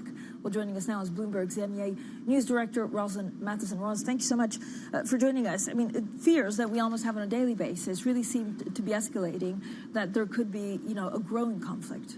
Well, that's right. Obviously, this latest development will force the US to react in some fashion. The question is when and how do they have to attack Iran directly in some fashion, which they've not done for a very long time, or do they again come through some sort of proxy for Iran in the region, that calibration of response that sort of sends the message that the US is not going to stand for this without spiraling the conflict further. Of course, a lot of calculations for the US president in all of this, does not want to be drawn into a long-running conflict in the Middle East. Bit by bit, they seem to be being pulled in. Doesn't want that to happen. Of course, the US election cycle is very much a factor in his mind in this. So the question is, what can they do in a way that sends a strong message to Tehran and its proxies around the region? Because how much of these proxies are even listening to Iran anymore? That's also a question. So a lot of things for him to consider in working out how they're going to respond and when. So Rob, because we're in an election year in the US, does it mean that he would respond actually harder or softer? Well, that is the question. You can see overnight some of the conservatives in the US were split on this. Some were saying you've got to hit Iran and hit them quickly and hard, and others saying no, because we're just going to get pulled in further into a war we're going to regret. If you look at history with the US around the world, Afghanistan, Iraq also, littered with these cases that the US has been found itself marred in for many years to come. Do you want to be doing that with US troops very much physically involved and in peril in an election year? That's something that will play very much into his thinking. And do we have any blueprint of what Donald Trump would do in this case? Well, Donald Trump may say, of course, that he would resolve this conflict very quickly. That's what he normally says about these things. He's promised to end the war, Russia's war in Ukraine, very quickly also. But he, again, in the end, was pretty shy about putting US troops physically at the front line in these things. He talked about pulling the US out of Europe, for example, pulling out of NATO, not risking US troops anymore in conflict. So he himself might be quite reticent to do that. And, of course, he ordered the attack on the Iranian general Soleimani some years ago when he was in office, but even that was a calibrated response at the time. So much, and no one's going to have an appetite for war here. Ross, thank you so much. As always, Bloomberg's MEA News Director Rosalind Matheson. Now, still with us, JP Morgan's Head of Global Multi-Asset Strategy, John Bilton. John, when you look at the risk actor, the risk out there, even VIX, markets have a really hard time actually factoring a possible escalation of conflicts around the world. Yeah, I mean, we don't tend to look at things like equity markets and bond markets as being a particularly good way to play geopolitics. I mean, geopolitics is highly sort of volatile and stochastic, as we just heard. And instead, what we think about is, how do we manage our risk appropriately, and where will the risks manifest themselves? And in this case, it's clearly the oil price and parts of the shipping market that are really feeling the acute pinch. What does that do? Well, shipping probably pushes inflation risks a little bit to the top side. But remember, we've been mostly concerned about services inflation. So, while this is obviously a deeply worrying situation, the actual pass-through to headline economic data is somewhat muted. And then as far as the oil price goes, of course, we know we've got countervailing measures that OPEC themselves can take with production. We also know that, the impact on inflation of higher oil prices, while it pushes up the headline, actually, because it hits consumers in the pocket, sometimes it can push the core down. But so when you look at, for example, the reaction function of, the Bank of England or the ECB, and the fact that a lot of people are saying, look, they're behind the curve in cutting interest rates, does geopolitics and a potential spike in the oil price come into their thinking? Well, certainly with someone like the BOE, they're really walking a bit of an arete here, because on the one side, you do have this risk of inflation, and certainly the UK is more of a price taker in international markets, so is more prone to these inflationary shocks. On the flip side, of course, we all know how the pass-through of rates hits the mortgage market. So if you're Andrew Bailey, this is a real tightrope to walk. And I think anything that starts to show a little bit more credibility around the Monetary Policy Committee, thinking about how to weigh these risks up, I think will play very well. But John, what's credibility? Is that they're worried of cutting and then having to reverse it, or they're worried of a sudden shock in inflation, or why? How do you regain credibility in this kind of scenario? Well, I think communication above all else. Look at what the Fed and the ECB do. They talk a lot back to the market. They're in a position now where what Jay Powell says, what Christine Lagarde says, actually has as much impact on markets as what they actually do. I don't think we're at that place with the Bank of England as yet. And I think really just seeing some cohesion from the Monetary Policy Committee, a little bit of guidance as to where do we actually see the economy going, when can we expect inflation back to target, do they have something in their mind in terms of the real bank base rate that we'd expect to see, that starts to really, I think, rebuild it and get it back onto an even keel. But it's a tough job for the Bank of England. Yeah, but I feel like the market is just not listening, for example, to Christine Lagarde. I mean, she said twice that nothing will happen before the summer. They're still pricing cuts in May, or even March in some cases. I think that reflects actually a lack of sort of common view across the market. There's a great deal of different camps out there. I read one part of the market that's still saying we're heading for a recession. Another part of the market that's saying it's Goldilocks. How do you price for that? And I think ultimately what we're seeing is the fact that we just have a quite diffuse set of views. For choice, I think March is too early. I think having seen some of the data that came out of the US over the past few days, you're certainly seeing that the jobs market's still reasonably strong. You had CPI print, which was pretty high. GDP, just look at that. Yeah, that's a tough call. But certainly the Fed have got to be paying attention to what the real Fed funds rate is. Yeah. And we know inflation is coming down if we look at the PCE measures. So as a result, I think the Fed have air cover to cut. And I think this is going to be a meeting where they probably come out and set out their agenda for the year more than necessarily promise anything. John, how did we get the U.S. economy so wrong? I mean, I think you were one of the only believers of a strong U.S. economy. But I remember last year it was like no landing, crash landing. Like, what are we underestimating? Well, I think a couple of things. And look, I mean, I've spent my career with US firms, and I know never to underestimate the US. Rule number one. Rule number one. But the thing is, I think first and foremost, the huge consumer base that is out there. And ultimately, the American consumer is truly a force of nature. And when they have money in their pocket, as they did with the savings that they had post-COVID, they will use it. Secondly, I think that we probably have seen inflation follow a fairly standard pattern. It was largely a supply-side-led issue, and it's unwinding more or less symmetrically. And I think some of the concerns about the pace of hikes were probably unjustified. And the third thing, and what's most important, is in this particular instance, the imbalances that normally have built up by the end of a business cycle, things like excess leverage, companies over-investing, etc., hadn't really shown up. It's been a relatively short business cycle. So the corporate caution in the run-up to that spike in supply-side inflation, I think left us in a position where companies were able to absorb, households were able to absorb that higher cost of borrowing for longer, perhaps, than many had expected. A good time to buy treasuries? Well, we think that as you're entering a period where rates are coming down and the Fed are likely to continue to signal that the next move will be a cut, then history tells us that that tends to play well for Treasury bonds. What's been useful recently as well is looking that, as a multi-asset investor, we're seeing the correlation between stocks and bonds begin to come lower. It had been very high, and that's dangerous if you're a multi-asset investor because you've got nowhere to hide. But as that correlation drifts down, if you're putting risk in the portfolio, once again, bonds are doing the insurance job that you truly want them to do. Is there anything, we haven't talked about emerging markets. We've gone around the world in like 10 minutes. Is there anything that you want to buy in emerging markets, either FX or bonds-wise? Well, I think there's some interesting stuff. Certain of the local currency debt markets actually look as if they're giving a decent real yield. Yeah. And certainly there's obviously downward pressure on rates there.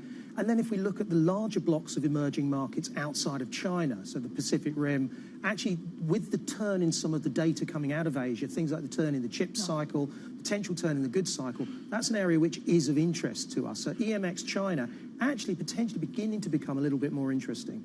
Great, John. Thank you so much. As always, JP Morgan's John Bilton there with some great calls on markets. So coming up, more of our interview, the chief executive of Holcim, on why the world's biggest cement maker is a top gainer on the stock 600 today. This is Bloomberg.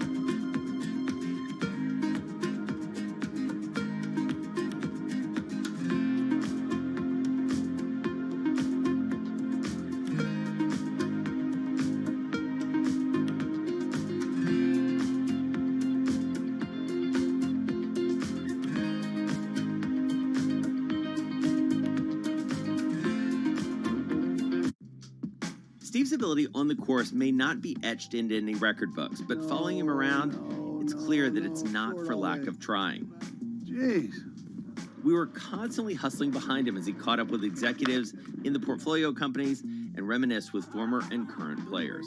He's a day trader. He called himself self-made day trader. Yes. And so he's on the bus after a game in New England, and he's day trading on the bus, and Bill Belichick sees him and cuts him on the spot.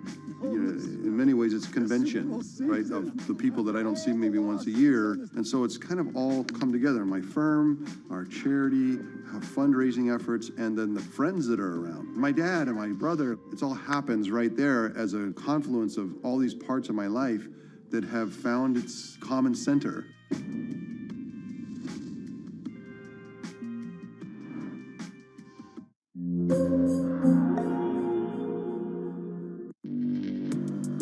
Access the financial world on demand.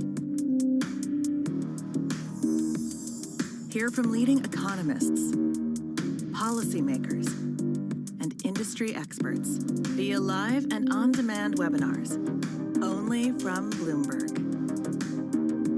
Start exploring to see what's moving the markets. Visit Bloomberg.com/webinars. DOJ or other authorities could face bigger challenges next. Fed was going to keep rating World Cup. This is a three. As the economic picture. Covering the intersections of Hollywood, Silicon Valley, and beyond.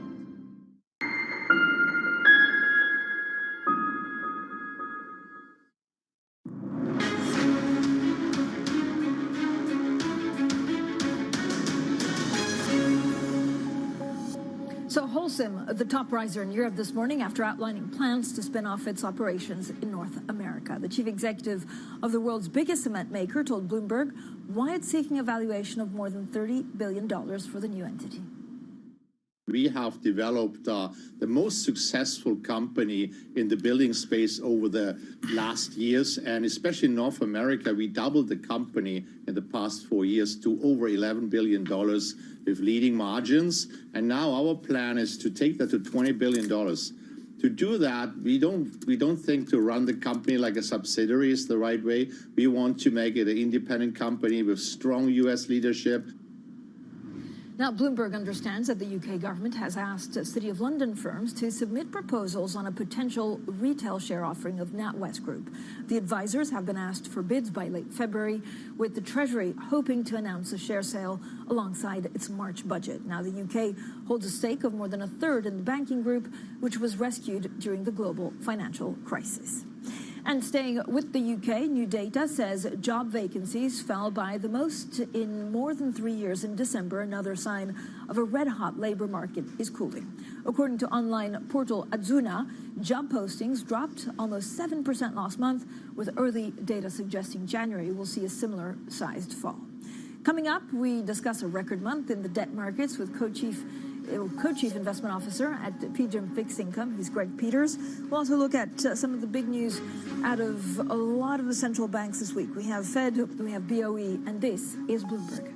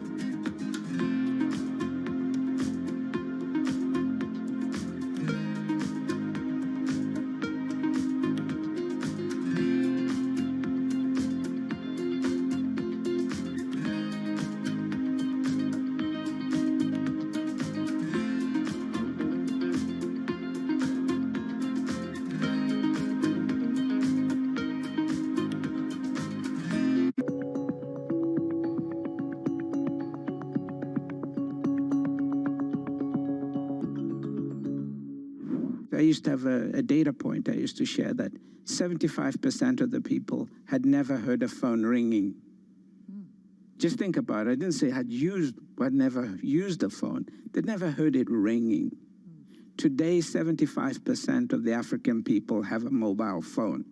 They use one, okay?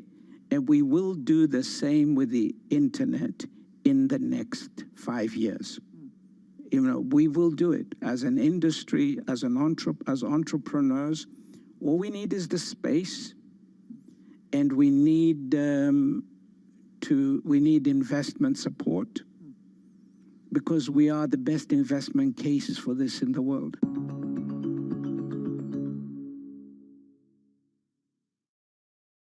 Top names in climate finance are on Bloomberg. I can't tell whether you're optimistic or pessimistic about climate finance. A lot of great stuff is happening, but is it enough? No, it's not enough. I'm biased. I'm a huge investor in both fission and fusion, and hoping that it comes in time. Transition is not going to be an event. It's a process. But at the end of the day, it's the right thing for the planet, it's the right thing for the industry, and there is business opportunity. In a multi-trillion-dollar industry, there's a lot of ground to cover. We indeed have a rally. We're talking a lot of dividends, we're talking income. We'll show you what's happening in ETFs like no one else. Bloomberg ETF IQ, Monday on Bloomberg.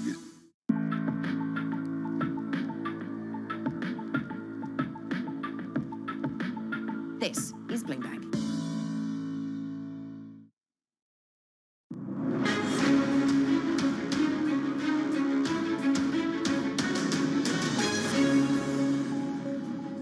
Well, oil rises and tensions soar after a tanker carrying fuel is struck in the Red Sea, while Iran distances itself from a separate attack in Jordan, in which 3 U.S. soldiers are killed.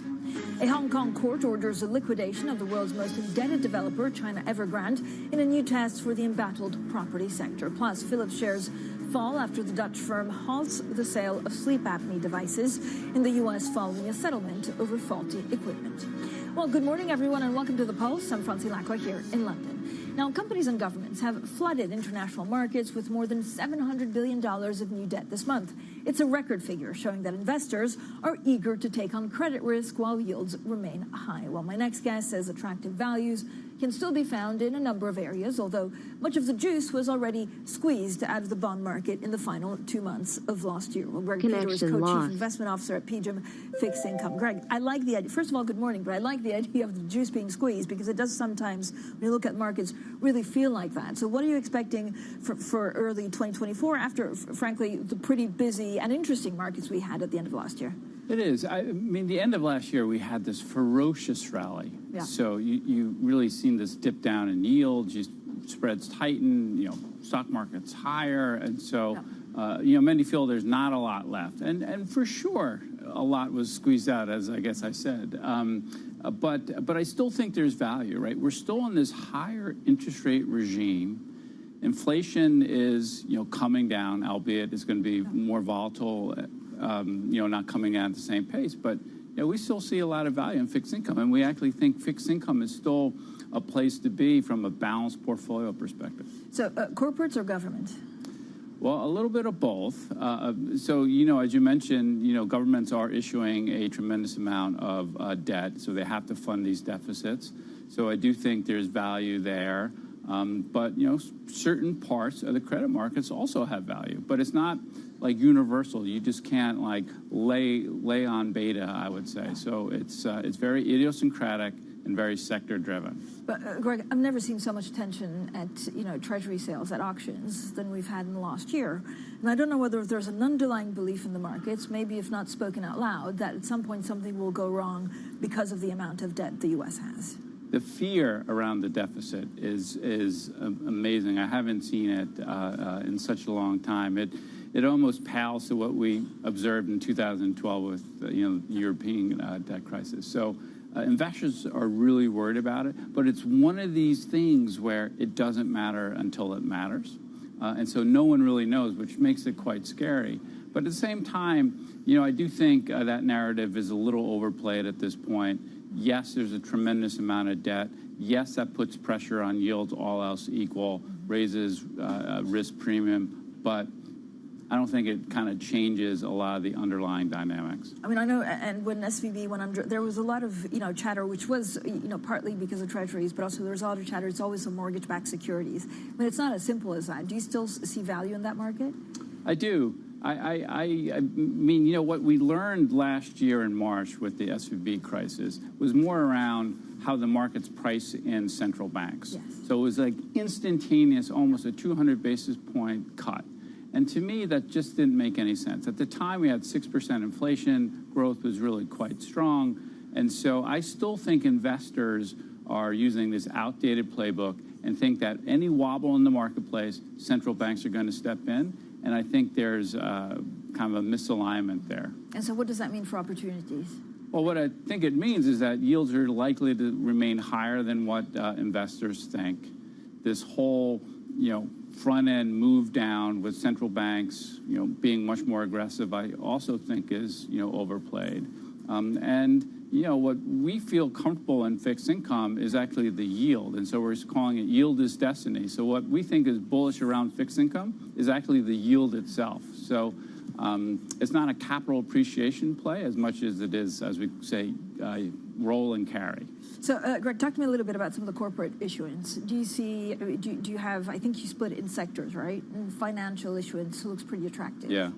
Yeah, so financials have been issuing a tremendous amount of debt as well over the past several years or so.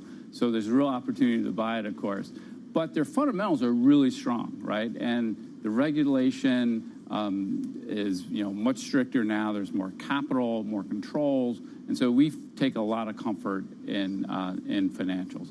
What's interesting about the corporate bond market right now is that investors are really looking for long-end corporate debt at a time when issuers don't want to issue out that far. So there's this supply-demand imbalance. And so you're seeing this real flattening of the spread curves where there's not enough supply to satiate the demand in the back end. So, you know, the curves are really flat, so we see value in 10 years versus 30 years and 5-year corporate. So we just think there's a lot of relative value across the corporate bond market. Do you also look at AT1s? I mean, they seem to be back with a vengeance. We do. It was nothing but a bad dream, evidently, last year. So that's an area of the market that we have always been quite kind of skeptical around. It is a bond instrument with an equity kind of kicker to it. Yeah. And so it has a kind of negative convex component, and it's documentation heavy, which was learned last year. So, you know, we think there's a lot of tourists in that market, kind of bid up those prices because of the desperation for yield. And with front rates where they are, I don't see that same kind of desperation. So it's not an area that I really see a lot of value. Greg, anything else? I mean, so we talked about financial. Is there anything in healthcare, or is there anything in terms of corporate issuance that you'd stay away from in this kind of environment? Yeah, what's unique about this cycle is the typical companies and sectors that are most exposed to a weakening cycle are acting different this time. And so you think about the consumer cycle, right? So one of the areas that have been really quite interesting is cruise ships. So cruise ships is an area that was completely decimated with COVID, highly cyclical, classic cyclical type of industry, has done really well. Auto is the same thing. So what's really interesting here is the uniqueness of this cycle and how some of the classic cyclicals aren't acting so classic. But does it change? And I don't know how much. I mean, does the China reopening, or do you need to understand China to play some of these, or are they, you know, fairly, like, if not secluded, or you know, are they standalone? Yeah. So I think China matters less and less and less. If you rewind the clock to this time last year, there was all this excitement about the China reopening that really didn't deliver the oomph that investors were hoping for. I think this is the new world that we live in. Yeah. So it's not a China story. Yeah. It is more of a global story, of course, but not driven by China. And so I think that is how we think about the world going forward.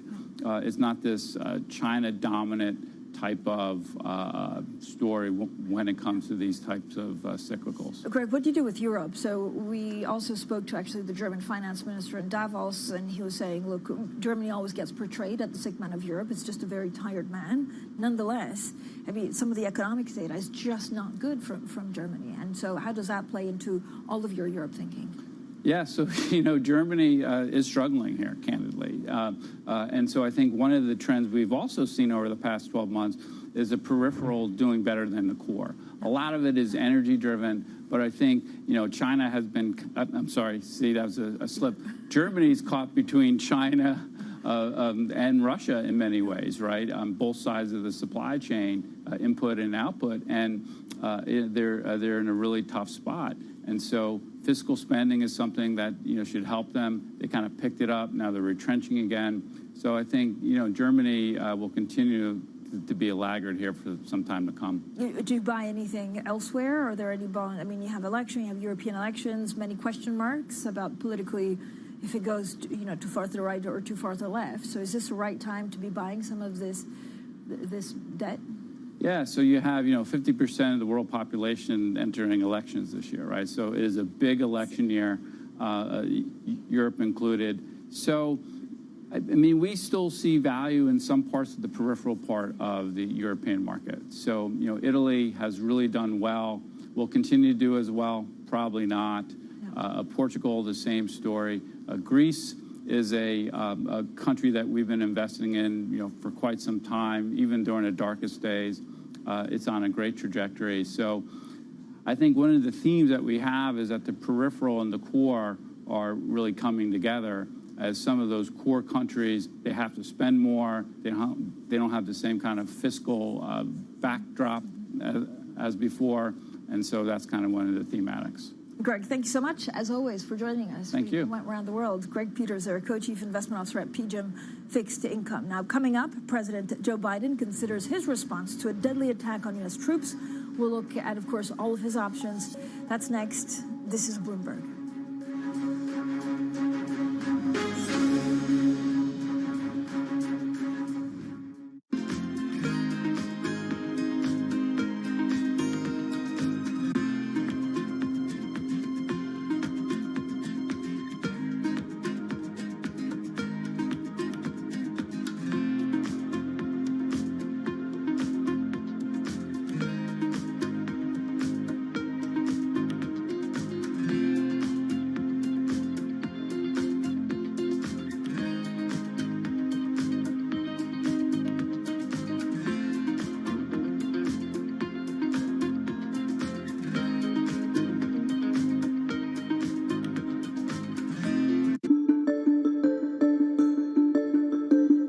There's much oil to be found in the lower 48 at this point, or even in, let's say, Alaska as well, where mostly we know where all the oil is, and there's no more big Permian Basin kind of deposits anywhere.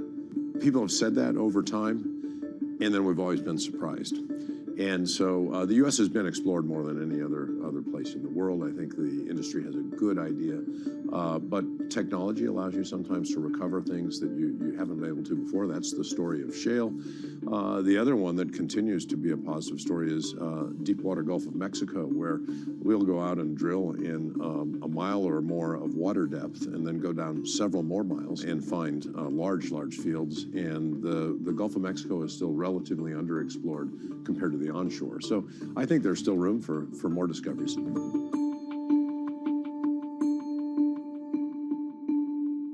Bloomberg has enhanced search on the terminal to deliver what you need when you need it. Now, you can simply type phrases in everyday English in the command line. Compare financials. Find people. Analyze markets. You can enter phrases or ask questions. What do you want to know today? Ask a question or visit SearchGo to find answers now.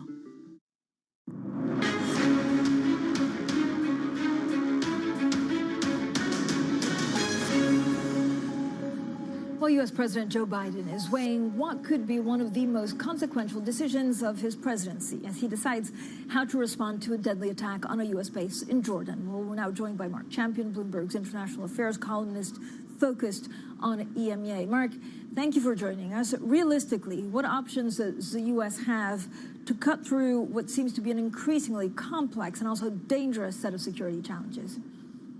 Yeah, it's really very difficult, and made much more so by the backdrop of the continuing war in Gaza. The interesting thing is that U.S. troops in the Middle East, they've been quite isolated for a while in Iraq and Syria, quite vulnerable, if you like, to attack. But in the months before October 7 and in Iraq for almost a year, there really hadn't been much attempt to hit them. They had more than 100, perhaps as many as 160 attempts, since October the 7th. And the question for the U.S. now is, so how do we deal with this?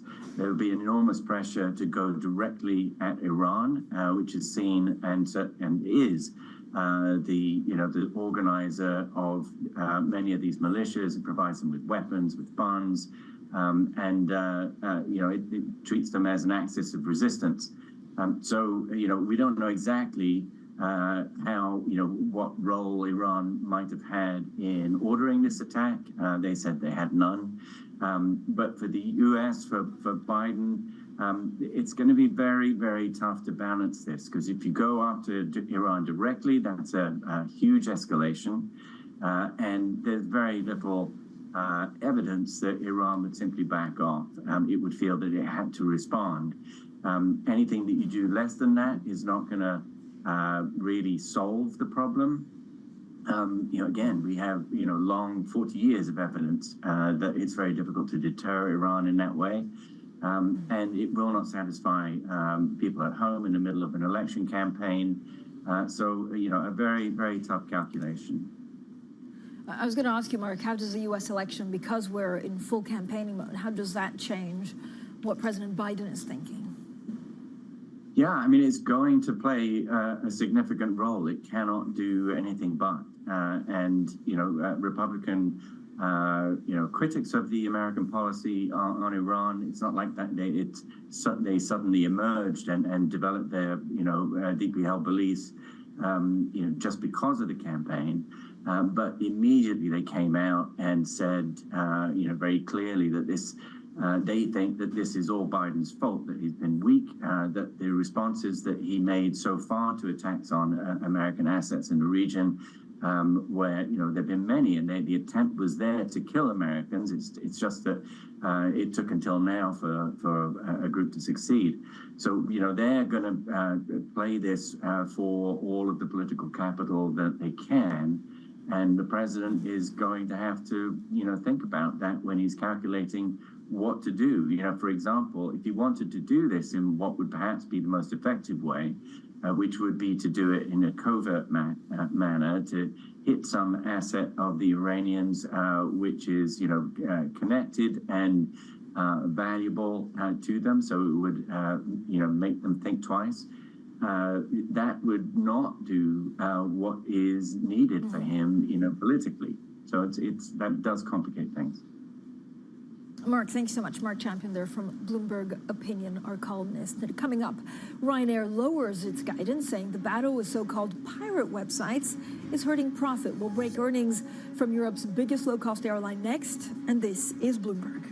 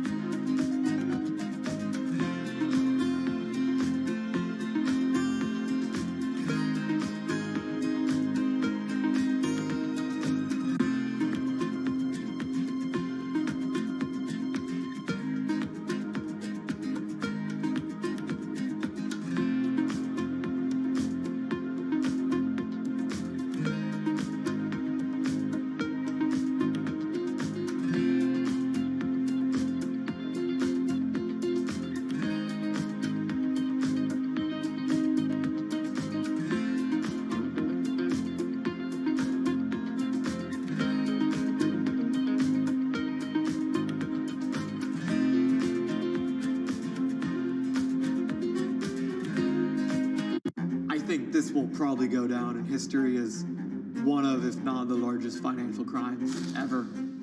I cannot imagine a scenario where $8 billion just disappears. Bankman-Fried has pled not guilty to multiple fraud charges. Sam was just too important in the crypto community. When someone says, I'm going to give $1 billion in the next 2 years, like that catches everybody's attention. As time went on, their ideas got like weirder and weirder. I don't think he even had almost a conception at some point that it was wrong or right. I think he just had the mentality that he has to win. This committee will not stop until we uncover the full truth behind the collapse of FTX. Sue, Mark. Are you in? I'm in. I'm in. We're in. Will this be the last of its kind? No. This is the nature of capitalism. Get over it. From the world of politics to the world of business, every weekday at 5 p.m. Eastern Time, hosts Joe Matthew and Keely Lines deliver news, insight, and analysis live from Bloomberg's Washington headquarters. Get the latest from and about politics' biggest power players at the end of every trading day. Balance of Power live around the world every weekday at 5 p.m. Eastern, only on Bloomberg Television. Context changes everything.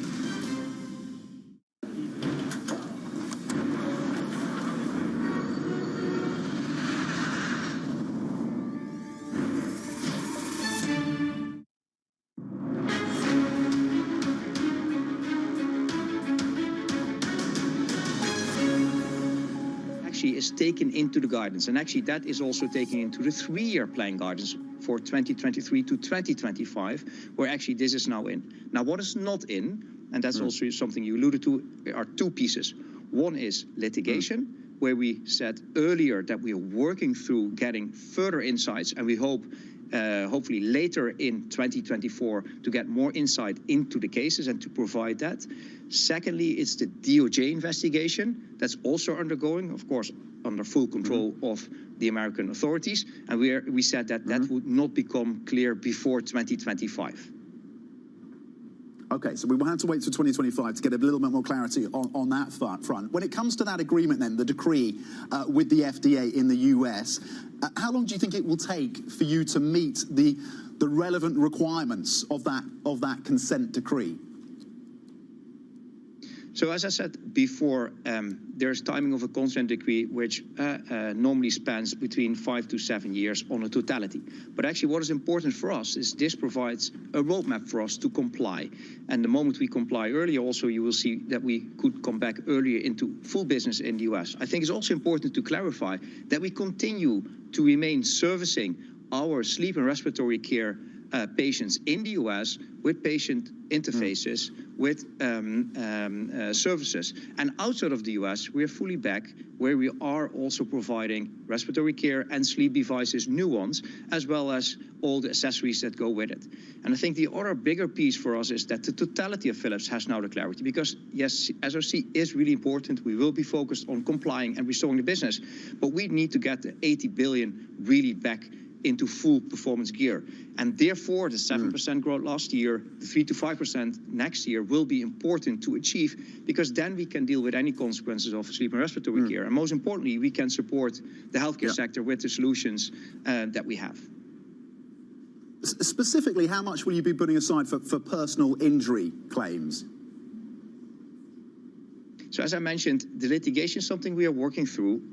We are getting further insights into that. We have not provided for any number because we don't have that clarity.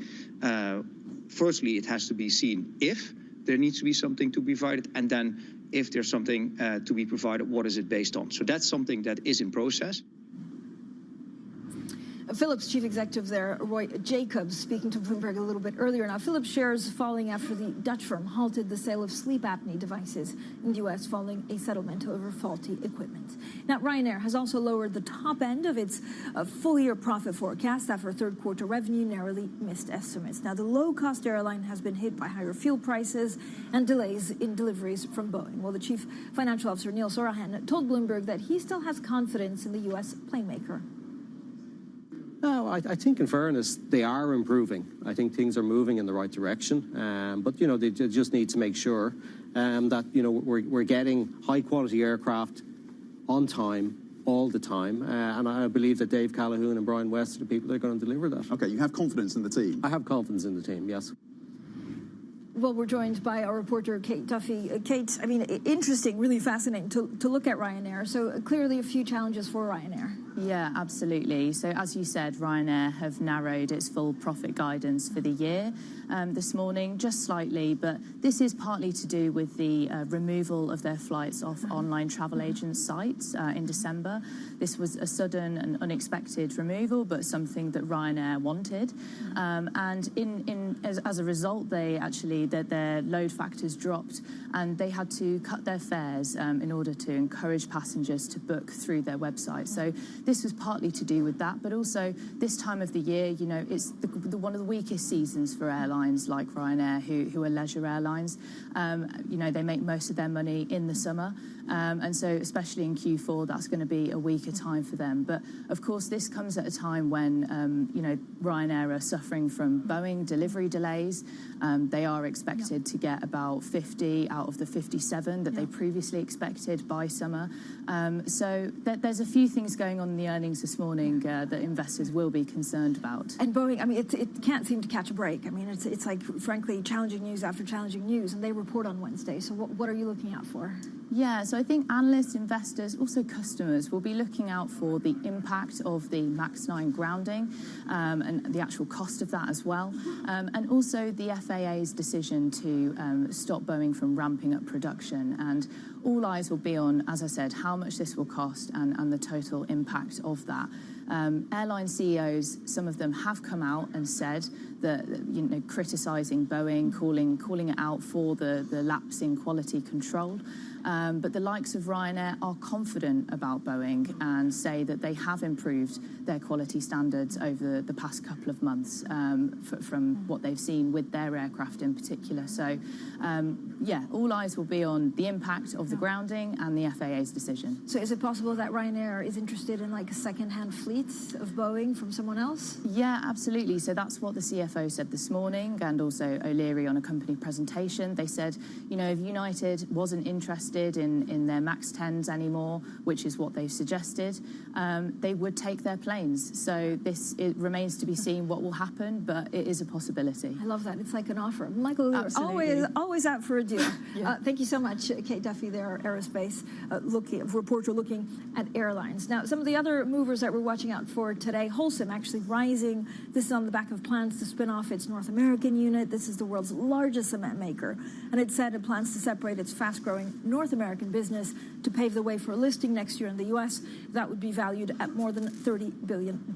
Buyer shares actually down in today's trading session. This is after the German conglomerate was ordered to pay $2.2 billion to a former Roundup user who blamed the weed killer for his cancer. And then finally, Philips falling after suspending sales of sleep apnea devices and ventilators in the U.S., and this comes after an agreement with the U.S. Food and Drug Administration over its faulty medical equipment, the shares falling almost 6%. Up next, Bloomberg Brief with Manus Karani in New York. It's a big week. Stocks are kind of on tenterhooks. It's a big week for markets.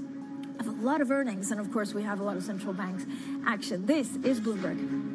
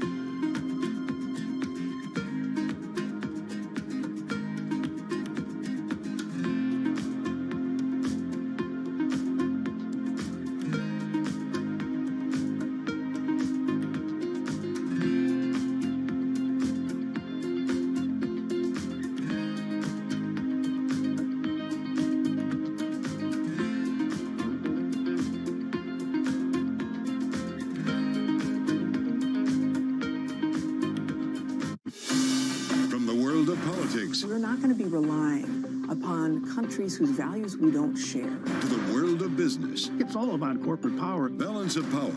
Live from Bloomberg's Washington headquarters. We couldn't be more excited what's in store for you. How long will it take? How many years? Why don't we take this one day at a time? Good luck. Everybody has a perspective. Every weekday at 5 p.m. Eastern Time. Join hosts Anne-Marie Hordern. I'm a conservative, but I'm not in a bad mood about it. Fellow governors. Who's in a bad mood about being conservative? Is that because you feel like populism has taken control of your party? And Joe Matthew. What is it about race that bothers you about the new chairman of the Joint Chiefs? Our military is becoming so political that we're going to go south when it comes to readiness. Alongside Kaylee Lines. The door was open for regulators to do more, and that puts the Fed between a rock and a hard place. As they deliver news. This is such an important economic issue. He's no longer trying to run away from That it. really blew some minds. Insight. We can both invest in law enforcement and also make sure that communities feel safe in their own skin. And analysis. I think your audience will get this more than most. It's not the Republican Party that you know. It allows him to do what he did so successfully in 2020, which is run against crazy. From and about politics' biggest power players. I'm willing to have this battle. It is vitally important. This is the intersection of Washington and Wall Street. Bringing people directly to the decision makers Right. that impact your investments and your life. Balance of Power. Every weekday at 5 p.m. Eastern. Only on Bloomberg. Context changes everything. This is Bloomberg News Now. News when you want it at the touch of a button. Another volatile day on Wall Street. We're seeing big moves. All eyes on Capitol Hill as Democrats and Republicans prepare. Today's job numbers casting doubt on the Fed's next move. Inflation remains front and center. And that's news when you want it with Bloomberg News Now. Get it 24/7 on the Bloomberg Business app, Bloomberg.com, and anywhere you get your podcasts. Bloomberg News Now. Context changes everything. Always on the heartbeat of the tech spread across global markets. The real-time data aspect is going to be important. We're going to bring you expert analysis on that. Sure. Don't miss Bloomberg's interview with the...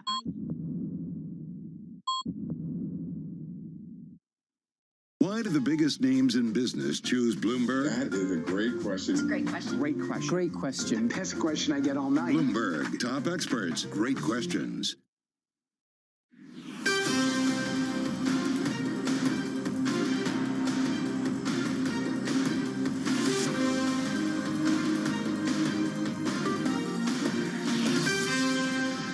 Good morning from our world headquarters in New York. I'm Manus Cranny. Danny Berger is out for the week. It is Bloomberg Brief setting your agenda. President Joe Biden faces intensifying pressure to confront Iran after 3 American soldiers are killed in Jordan. A Hong Kong court orders liquidation of Evergrande, the world's most indebted developer, in a new test of China's embattled property sector. And markets this week on a cautious note. Investors brace for central bank updates from the Fed, the BOE, and a deluge of blockbuster earnings. A very good morning to you. You've got me all week. Danny Berger will be here in situ at the end of the week. But this is a week we're facing a week of reckoning or a wrecking ball going through equities and bonds. We dip ever so slightly this morning on the S&P 500. We've had a 3-month rally, 18% since the October lows. We've had record after record last week, but there is $10 trillion worth of stocks reporting between Tuesday and Thursday. They are 5 of the Magnificent 7. Microsoft will kick off that momentum tomorrow evening, and this is what I mean about a wrecking ball. To what extent will Mag 7 set the agenda for the next evolution of both the NASDAQ and the S&P 500, Apple, Alphabet, and Meta? And of course, if you get a dovish turn from the Fed, as they did in 2019 before they cut, that can reassert the momentum to the upside. So we've got a little bit of a bid on the NASDAQ this morning. On the Stock 600, we're back to flat. By the way, there's one thing which is pulling and putting a floor under the Stock 600, which is the energy component. Total is flying higher, but there are some massive drags on the Stock 600 this morning. You're at the highest since 2022, more or less. Energy is being dragged up. A buyer falls by over 5%. There's a Philadelphia court has ruled against buyer, a $2.2 billion settlement to one individual on the roundup on the weed killer litigation. And Philips, we've just heard from the CEO there now, falls more than 6%. They are halting the sales of their sleep apnea machine here in the United States of America, down over 6%. We'll dig into those stories in a little bit more detail as the morning goes on. Well, Iran is seeking to distance itself from a deadly attack over the weekend on a U.S. base in Jordan by the Tehran-backed militia, killing 3 soldiers. President Biden faces mounting pressure in order to deliver a harsh response against the Islamic Republic. Here for more on the tensions is our Bloomberg Opinion International columnist, Mark Champion. Mark, realistically, what are the options on the table? The last major pushback by the United States on Iran was under the Trump regime. So what are the realistic options on the table?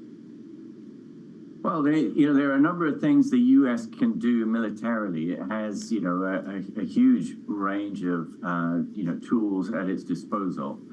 So one of them, I think what you're referring to in the Trump administration was the drone assassination of Qasem Soleimani, who's the Iranian general, the top general. And that drew a response from Iran in terms of missile strikes against a U.S. base. But it didn't really escalate beyond that. Then as now, it seems pretty clear that Iran doesn't actually want an all-out war with the U.S.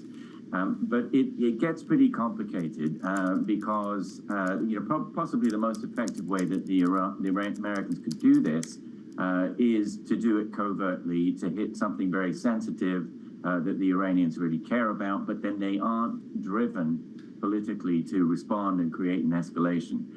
But in an election year in the U.S., doing something covertly may not really be politically viable for President Biden, at least, not doing something else that's public as well.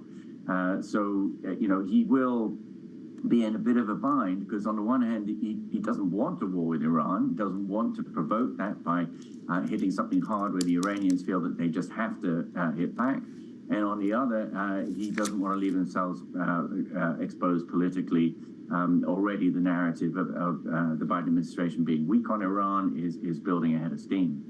Well, certainly, there's already a lot of rhetoric out there about hitting back. Lindsey Graham coming out, hit back, hit hard, lacking belief and faith, perhaps, in this administration and the response mechanism.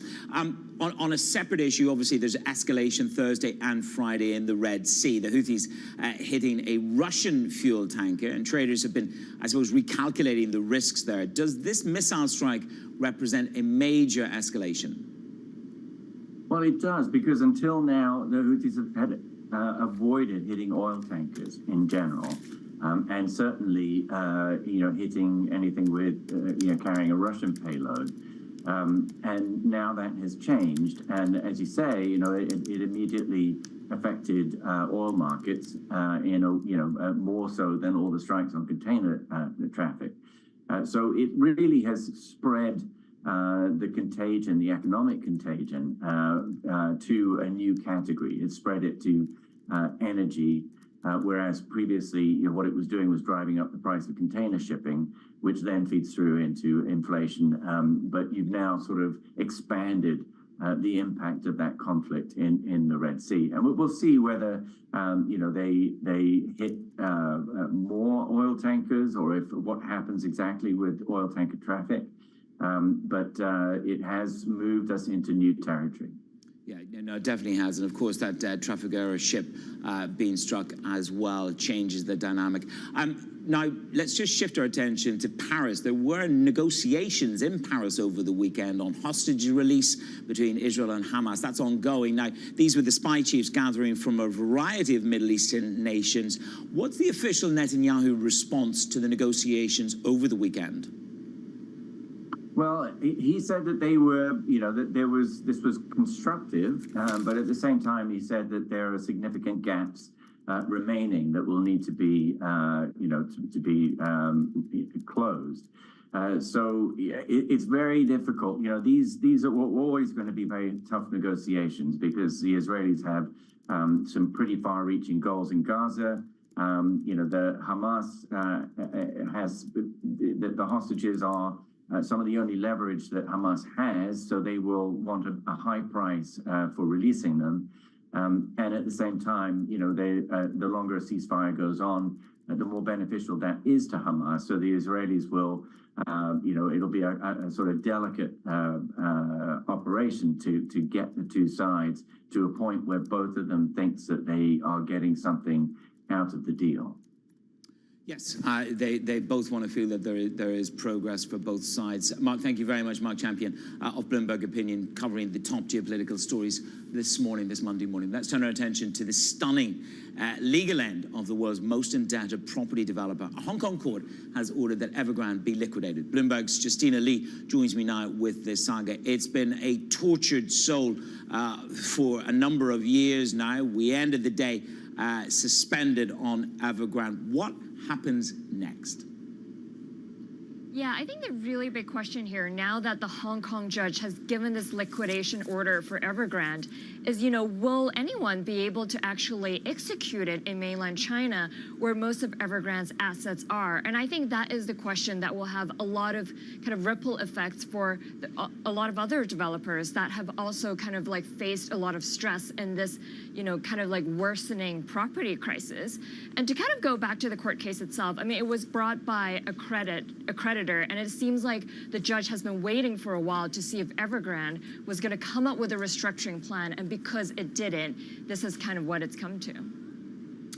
I suppose, what does it mean for the broader property sector? We've seen a real sort of pushback and image after image of abandoned cities that haven't been filled.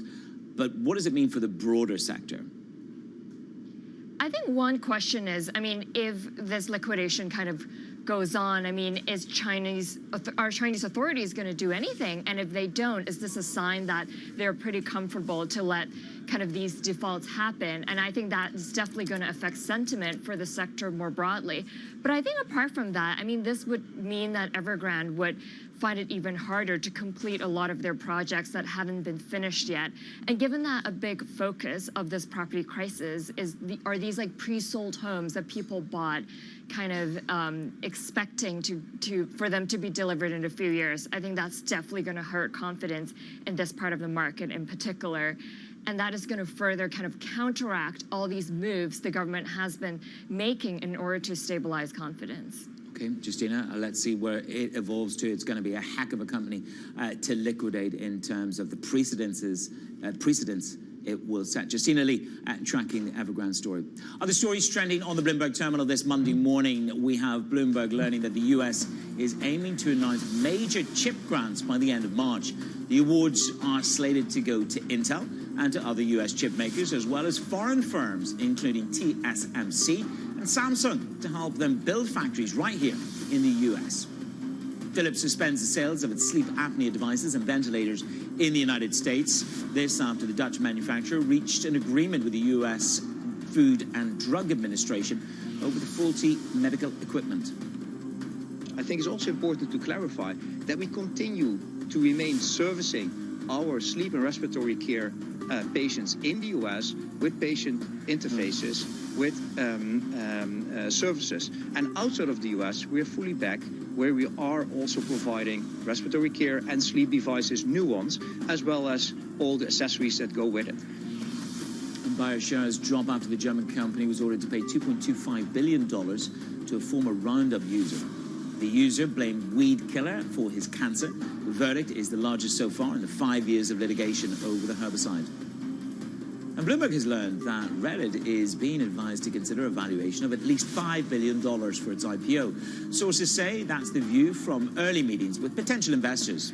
Private trades of Reddit's unlisted shares have valued the social network below that level. We're told deliberations around the timing and the pricing of the IPO, well, those are ongoing. Coming up on the show, big week for tech, as we've been saying. We speak to iCapital's Anastasia Amoroso in terms of where to lay your bets on tech, right here on Bloomberg. Good morning.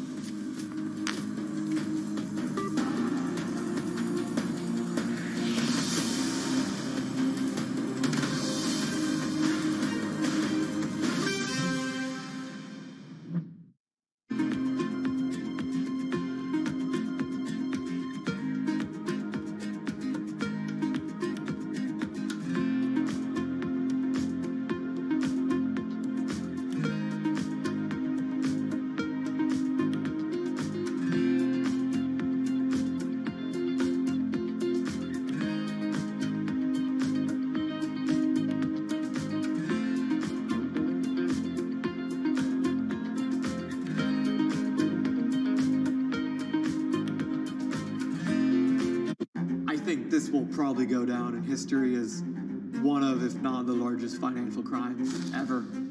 I cannot imagine a scenario where $8 billion just disappears. Bankman-Fried has pled not guilty to multiple fraud charges. Sam was just too important in the crypto community. When someone says, I'm going to give $1 billion in the next 2 years, like that catches everybody's attention. As time went on, their ideas got like weirder and weirder. I don't think he even had almost a conception at some point that it was wrong or right. I think he just had the mentality that he has to win. This committee will not stop until we uncover the full truth behind the collapse of FTX. Sue, Mark. Are you in? I'm in. I'm in. We're in. Will this be the last of its kind? No. This is the nature of capitalism. Get over it.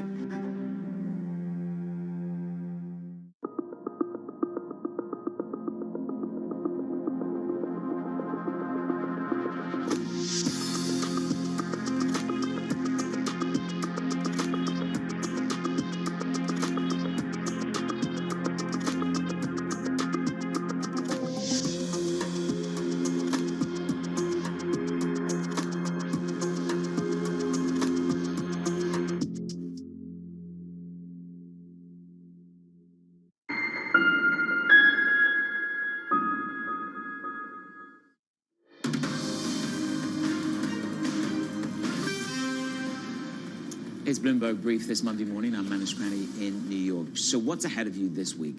5 tech companies will report their earnings that have a combined market value of more than $10 trillion, leaving investors wondering whether the market is heading for a bid or an offer. Anastasia Amoroso is Chief Investment Strategist at iCapital. Good morning. Good to see you. I said at the start of the show, this is either a week of reckoning or a wrecking ball to come through these equity markets. As you look at this market risk, it's a phenomenal number, isn't it? $10 trillion. But how important will these 5 tech companies be for setting the agenda going forward? Good morning.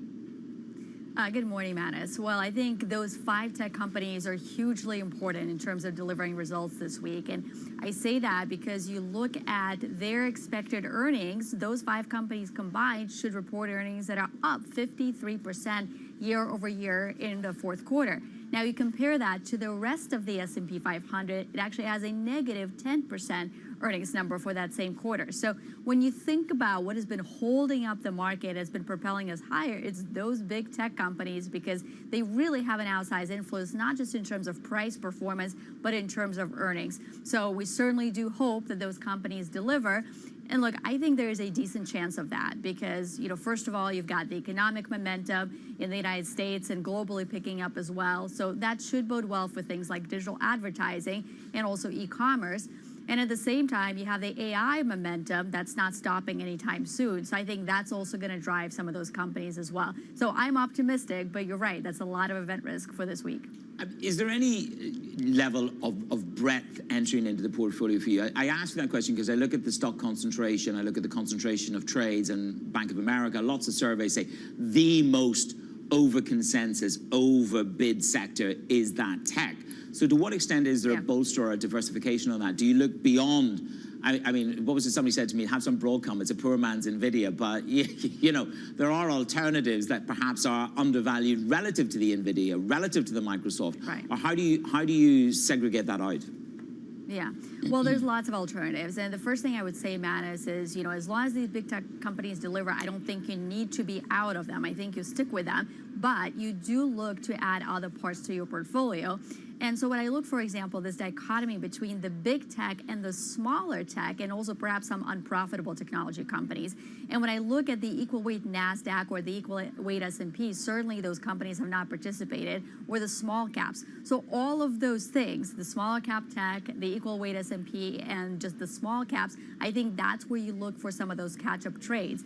Now, I also think there's a cyclical story that should be entering the market at some point this year, And I'm looking at sectors like transportation, for example, which is highly cyclical. You know, it sort of peaked in 2021 as we had this resurgence in demand for goods after the pandemic. But since then, the transportation sector has really been in the doldrums. But if you all of a sudden have a scenario where central banks are cutting interest rates, where manufacturing globally sort of stabilizes and starts to tick higher, I think that bodes well for some of the cyclicals like transport. So I think this is the year to be looking to add cyclicality to the portfolio and something beyond just the big tech companies. It's interesting. We've got a Fed meeting this week. We've got a jobs data this week. I mean, there's a Herculean amount of event risk coming towards us. The PCE is well behaved. The data is on the Fed's side. What is the risk that March is a live meeting for a cut, or is it more probable that you get a quasi-dovish pivot this week, setting the agenda for the second quarter? Well, I think the Fed may just open up the door to a March rate cut. And I say that because I think it's going to become increasingly difficult for them to say that inflation remains elevated and we have not yet seen substantial progress towards 2%. Because take a look at the data that we got last week. You mentioned the core PCE number. It's now a 2 handle. It's a high one, but it's 2.9%. Yeah. We're now in the 2s. And then the other way to look at it is if you look at the 3-month and the 6-month annualized pace of core PCE inflation, we're sub 2% on that number. And the Fed has sort of told us that's what they're watching, this annualized pace of the last 3 months. So if they're looking at, in fact, at that, then the gap between the core PCE and the Fed funds rate is getting wider and wider, which means policy is getting more and more restrictive, and they may not necessarily want that. So I think it might just be really difficult for them to sort of deny these positive developments. And so that's why I think, you know, they will remain neutral at this meeting, but they might just ever so slightly open the door to March. Anastasia, you're at home in London. I'm in New York. We have, you know, not the poor man's tech, but there is a much less aggressive tech in Europe. I'm thinking about ASML, SAP, but they are very much part of that Euro tech component. If I look at the Stoxx 50, it's the highest since 2001. The Stoxx 600 is the highest in a couple of years. How do you want to be sectorially exposed to Europe, given that they have so much more hefty luxury relative to technology? How do you look at the European bourse? Right. Well, first of all, I think when I look at the tech sector, I look at that as a global opportunity set. And you're absolutely right, Manas, that when it comes to semiconductors or when it comes to electric vehicles, there are key companies that are leaders in parts of those global supply chains. So I think you absolutely look to some of those European tech leaders, even if it's not a huge sector weight. But what I do also really like about Europe right now is that I think there's a return to a healthier consumption story. And of course, as you know, last year it was about rising interest rates hitting a lot of mortgage holders because most of the exposures in Europe are floating rate mortgages. If you think about the prior year of 2022, it was about the surge in energy costs. And when I fast forward to 2024, you've got lower energy costs, you've got lower inflation, you've got potentially lower mortgage rates, or at least the peak pain of high mortgage rates that might be behind us. And all of that should mean higher real incomes. So I think the story in Europe should be about the stronger consumer, which bodes well, I think, for a big part of the market because, as you know, 21% of the European market is in consumer-focused, consumer-exposed sectors. So I like that combination of picking some of the tech leaders in Europe, but also just taking broader exposure. And Manas, if I may, the last point on that, you know, we look at public markets, but we also look to private markets.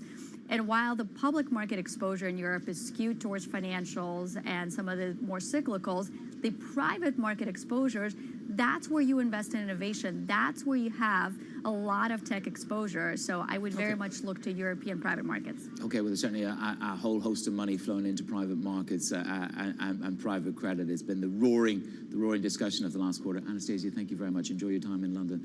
And Anastasia Amoroso of iCapital. My guest this morning, setting the agenda on Bloomberg Brief.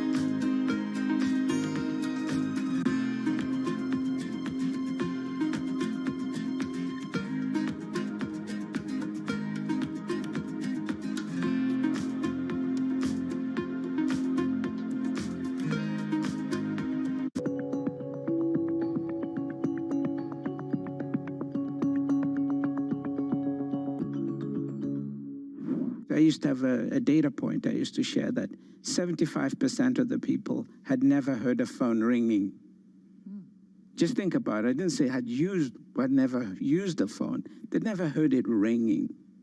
Today, 75% of the African people have a mobile phone. They use one, okay? And we will do the same with the internet in the next 5 years. You know, we will do it as an industry, as entrepreneurs. All we need is the space, and we need investment support, because we are the best investment case for this in the world.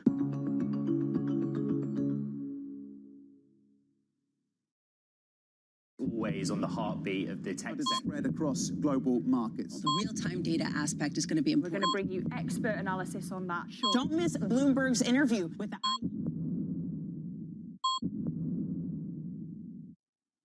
Bloomberg has enhanced search on the terminal to deliver what you need when you need it.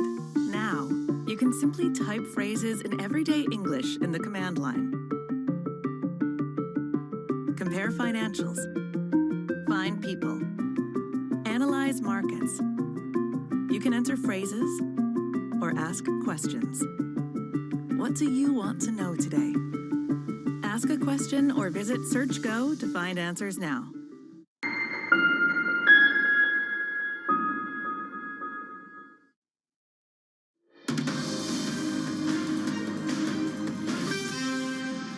It's Bloomberg Brief this Monday morning. I'm Manish Granny in New York. Wholesome shares are gaining today as the world's largest cement maker continues to outline its plans to spin off the fast-growing North American business. Now, the company CEO told Bloomberg why he's seeking more than $30 billion of a valuation for the new entity.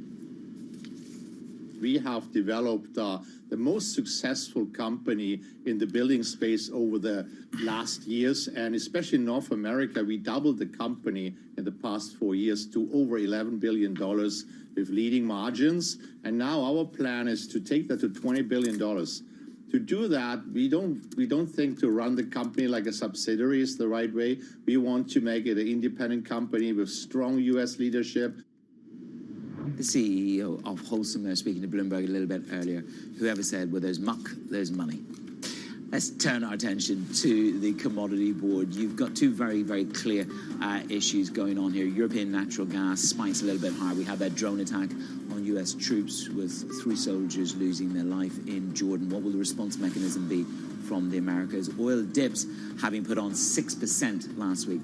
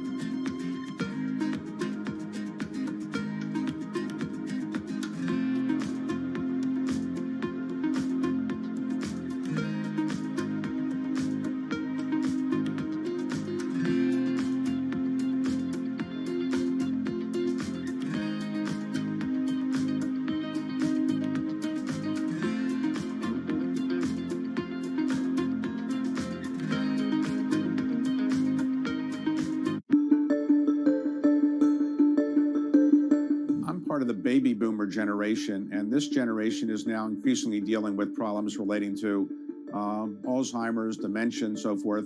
Not particularly my age, but maybe some people my age, even younger, but obviously in their late 70s, 80s, and 90s, more and more we're reading about Alzheimer's. Is this an epidemic that you can't really do anything about, or is it something we could deal with in some way? It's a real challenge for a lot of families, mine included. You know, I have a 90-year-old grandmother at home who's struggling with dementia, and providing care for her has been a real challenge. And for my family, we love her dearly. We want to be there for her, but where it's painful for us to see the toll dementia has taken on her. This is rightfully, a concern for families across the country. We're investing a lot in studying dementia, to not just Alzheimer's, but other forms of dementia, to understand what's driving it. But very interestingly, there's also some research that's taking place, lifestyle research, if you will, on the impact of diet, of social connection, of physical activity, and sleep on dementia as well. Dean Ornish, professor at the University of California in San Francisco, has been actually one of the key folks, who has been leading some of that research on the impact of lifestyle and dementia. This is a promising area.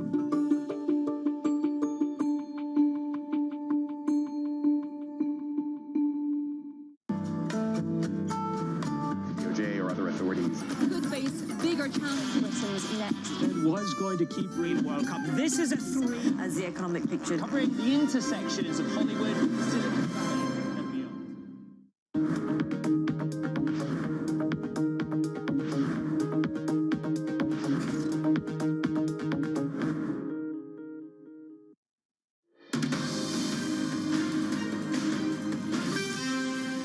Welcome back to Bloomberg Brief. This Monday morning, I'm Manus Cranny in New York. Danny Berger has got a few days off. Here's what you need to know. President Joe Biden faces intensifying pressure to confront Iran after 3 American soldiers are killed in Jordan. A Hong Kong court orders the liquidation of Evergrande, the world's most indebted developer, in a new test of China's embattled property sector. And markets start the week on a cautious note, bracing for central bank updates from the Fed, the BOE, plus a deluge of blockbuster earnings. A very good morning to you. I've said it once, I will say it again. These markets are either going to face a wrecking ball through the bid tone to them, or a day of reckoning. It depends which side of the market you are on. You are up 18% since the lows on these markets in October. You are facing Apple, Microsoft tomorrow night, Meta through the week. $10 trillion worth of equities on the tech side will report from Tuesday to Thursday, and that will deliver a certain nuance to the earnings capacity of big tech. We just had a guest with me talking about mid-50s of a rise in terms of profitability. And what have you got a dovish Fed? What have you got? Substantial Mag 7, Mag 5 earnings and a dovish pivot from the Fed and a softer jobs report. You can see I'm just hysterically optimistic at the moment. Stock 600 is being pulled up by energy component. Total is driving higher there, but you have got 2 key stocks on the downside. Bayer falling down by 5%. There's a Philly court delivering a $2.25 billion judgment against Bayer on the weed killer case. The stock is down 4.8%, and Philips down 6%. They're going to stop selling their sleep apnea machines here in the United States of America. So from the equity barrage of information, this is what you're starting your week. 409 on the bond market. So we have quarterly refunding. Are you braced for that? Or has that already seen its peak? We'll ask Torsten Slok what he makes of that. He's with me very, very shortly. But the bond market, of course, the Treasury did blink in November because yields were at a 16-year high at that juncture. Crude is flat, but it did put on 6% last week. To a certain extent, the geopolitical tensions. Let's see what America does in its response mechanism to Iran, who they're holding responsible for the death of 3 U.S. soldiers at the moment. We wait to see what that response mechanism is, but 6% last week. Iron ore is up. Do you believe in the stimulus story that has been delivered by the Chinese? Is it enough? Evergrande goes into liquidation, which is a monster part of the construction engine in the United States, not in the United States, in China. But do you believe in the stimulus story in China that will underpin some of the global commodities? So, as I say, it's going to be a huge week for tech earnings. Investors are gearing up for 2 central bank decisions on Wednesday and Thursday. And we will round out the week, as I said, with a jobs report. Joining me now is Torsten Slok, Chief Economist at Apollo. Torsten, that is enthusiasm in the extreme by me for a Monday morning, but you would suggest the Fed should already have been cutting rates according to some of the models that you look at. So my immediate assumption is we're already in policy error. If you believe the Fed should be cutting, where should they have already cut to? Good morning. Yeah, good morning, Manny. So the most important part of this discussion about what the Fed should and should not do is really to think about the framework that the Fed has now used literally for decades, which is the Taylor rule. And the Taylor rule is just a fancy way of saying that what the Fed focuses on is its dual mandate. It focuses on where are we relative to full employment, where are we relative to inflation at 2%. And if you take the traditional way of looking at this, you will find that the Fed funds rate today, it actually, according to those frameworks, should be lower, namely around 4.5, relative to the 5.5 where we are. So what I was pointing out on that note was just to say, well, at least if you use the traditional frameworks, the traditional way of thinking for the Federal Reserve, there are some signs that because inflation has come down so much, that we should already begin to see soon the Fed begin to cut rates. Have you got some sympathy at all for the prudence rather than a preemptive Federal Reserve? You know, they've been so wrong on so many calls for so long. I've sort of got a bit of sympathy with them in terms of being so reluctant to get caught short again. Even though core PCE is at a 3-year low, inflation expectations are down. Is it good governance to be as prudent as they are at the moment? Well, that's absolutely right, Manis. And also, exactly as you're highlighting, they have traditionally, in particular the Fed, but also the ECB and the Bank of England, they have leaned more towards the direction of caution, meaning being more careful, not celebrating too early, because they run the risk, of course, in particular at the moment where the housing market in the US is beginning to recover. Case-Shiller home prices are up 5%. They're likely to go up more over the next several months. And remember, housing has a weight of 40% in the CPI basket. So if housing starts to recover, on Friday, wage inflation is expected to be 4.1 average hourly earnings, just like what we had in the month of December. So there's certainly a number of tailwinds to inflation that, exactly as you're highlighting, may suggest that we should not be cutting rates at this point. That's also why the Fed is probably comfortable with current pricing for March being 50-50, because that leaves the optionality, that leaves it flexible for them whether they are going to cut or not, because we still get a decent amount of data that will become very important for that decision, whether it is time to cut rates or not. So obviously we're going to get this Fed meeting on Wednesday. Market's 50-50 at the moment. It depends what day you look at the function on Bloomberg as to whether we're, 62, 47, depends on the nuance and the mood. But when we look at Wednesday, here's what a number of people have written, is that we could get a mini curtain raiser or a dovish pivot, similar to, let me just give you this, 2019, in July 2019 when we had a rate cut, uncertainties about this outlook have increased. Well, we know there's a number of uncertainties and there's a number of known knowns. Do you think that they will or should use Wednesday's meeting to infect a more dovish pivot?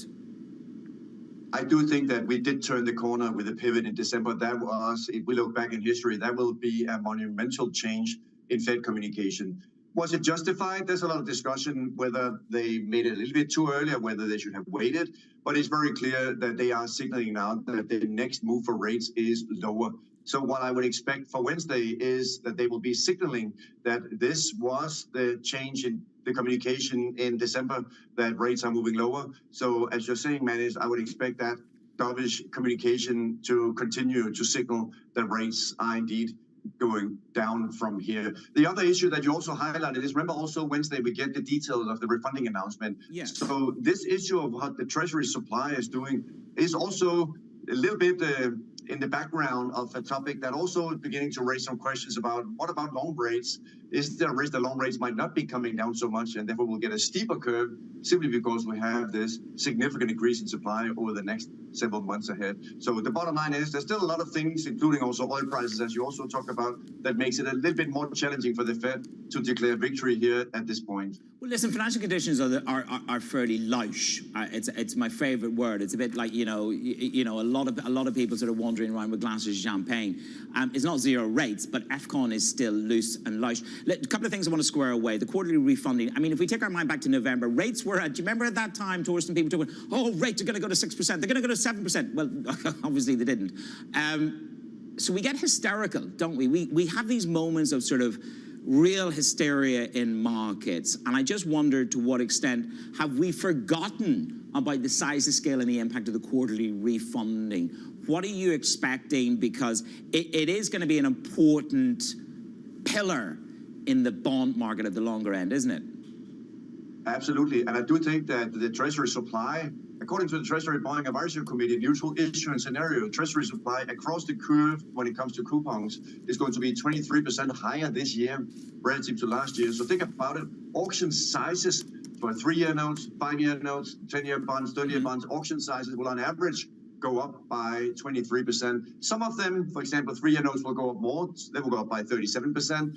30-year bonds will go up less, about 10%. But the bottom line to your question is there's just no change in the direction of travel when it comes to the supply of treasuries. And that's what's causing all this attention that's coming to treasury auctions. People look at the bid to cover ratio like they haven't done in a long, long time. They look at what indirect bidding was. They look at how much primary dealers have to take. All this is suggesting that there's been some weakness, in particular in 5-year auction last week, where people are beginning to pay more and more attention to what's happening further out the curve. And what we get on Wednesday is exactly the amount of coupons, in other words, the amount of duration that's going to come to the market. And if that continues to grind higher, it will continue to raise more and more issues and more worries about the supply of treasuries still being so substantial.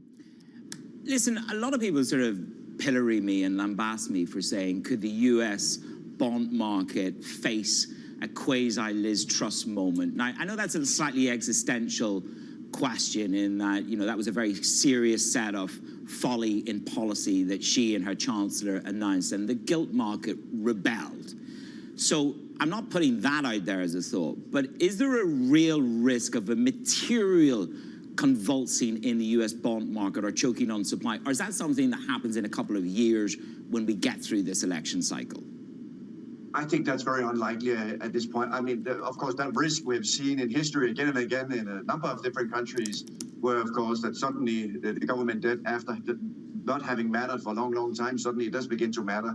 What I think is the more likely scenario, at least what we as investors should be having in mind when we look at this, is that we're probably going to just see the risk premium go up gradually. In other words, investors globally look at the level of long rates, investors domestically, real money, pension, insurance, households, in particular, with the Fed now in cutting modes, it may be that the more interest rate sensitive buyers of US treasuries, the more interest rate sensitive buyers of duration in the US are likely going to revise their views slightly and begin to say, well, if rates are going to come down, well, maybe I'm not going to look at the same level of yields and look as attractive if we both have rates moving lower and the Fed cutting. So that may begin to increase the risk that we will get more of a steepening of the curve. Yeah, yes, the Fed might be cutting this year. We can debate whether it's 3 times that the Fed is saying or 6 times as the market is pricing.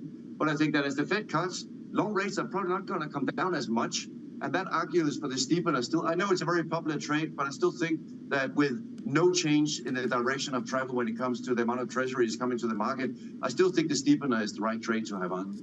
Good to close on a trade, good to close on a direction of travel, and good to pull me back into line with my hysteria over a convulsing US Treasury market.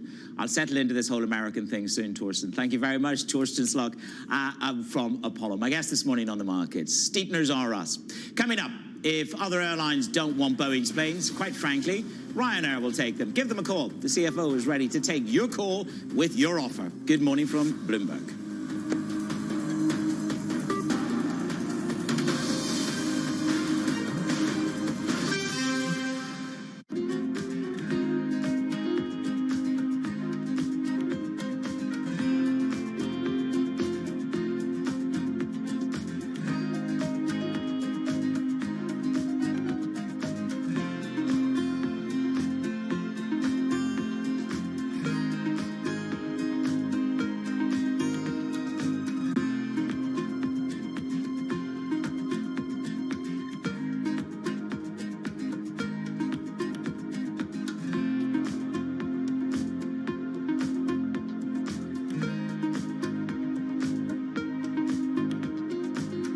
Welcome to the world of decentralized finance. You can see the massive gains for the OG crypto coin. The breakout we have all perhaps long awaited finally realized. We'll see if it sticks. Bloomberg's covering all things crypto, the people. There's no question this industry is composed of some bad actors and some good actors. The transactions. Volumes have surpassed $24 billion per day. And the technology. Stop talking about the technology. Start demonstrating the utility. Bloomberg Crypto, Tuesdays. Regional sports networks. There's a lot of, it's a business that seems to be collapsing. Leagues have sort of toyed around with, should we do something ourselves? Some teams are doing like local TV and streaming. How do you see that shaking out? So I don't think I'm right on this, but this is, my instincts keep telling me this is what's going to happen. Because if you remember the WWE, they launched their own network that had their own content and had their own pay-per-views. And it was kind of a smart, bold, ahead of its time move. And then they pivoted at the perfect time and they sold their content to, what was it, Peacock? Yeah. And that was really smart too, because they were able to leverage that number as high as possible. So they always zagged where the money was when the opportunity was. I think the opportunity for the NBA with the local teams would be to own all that themselves.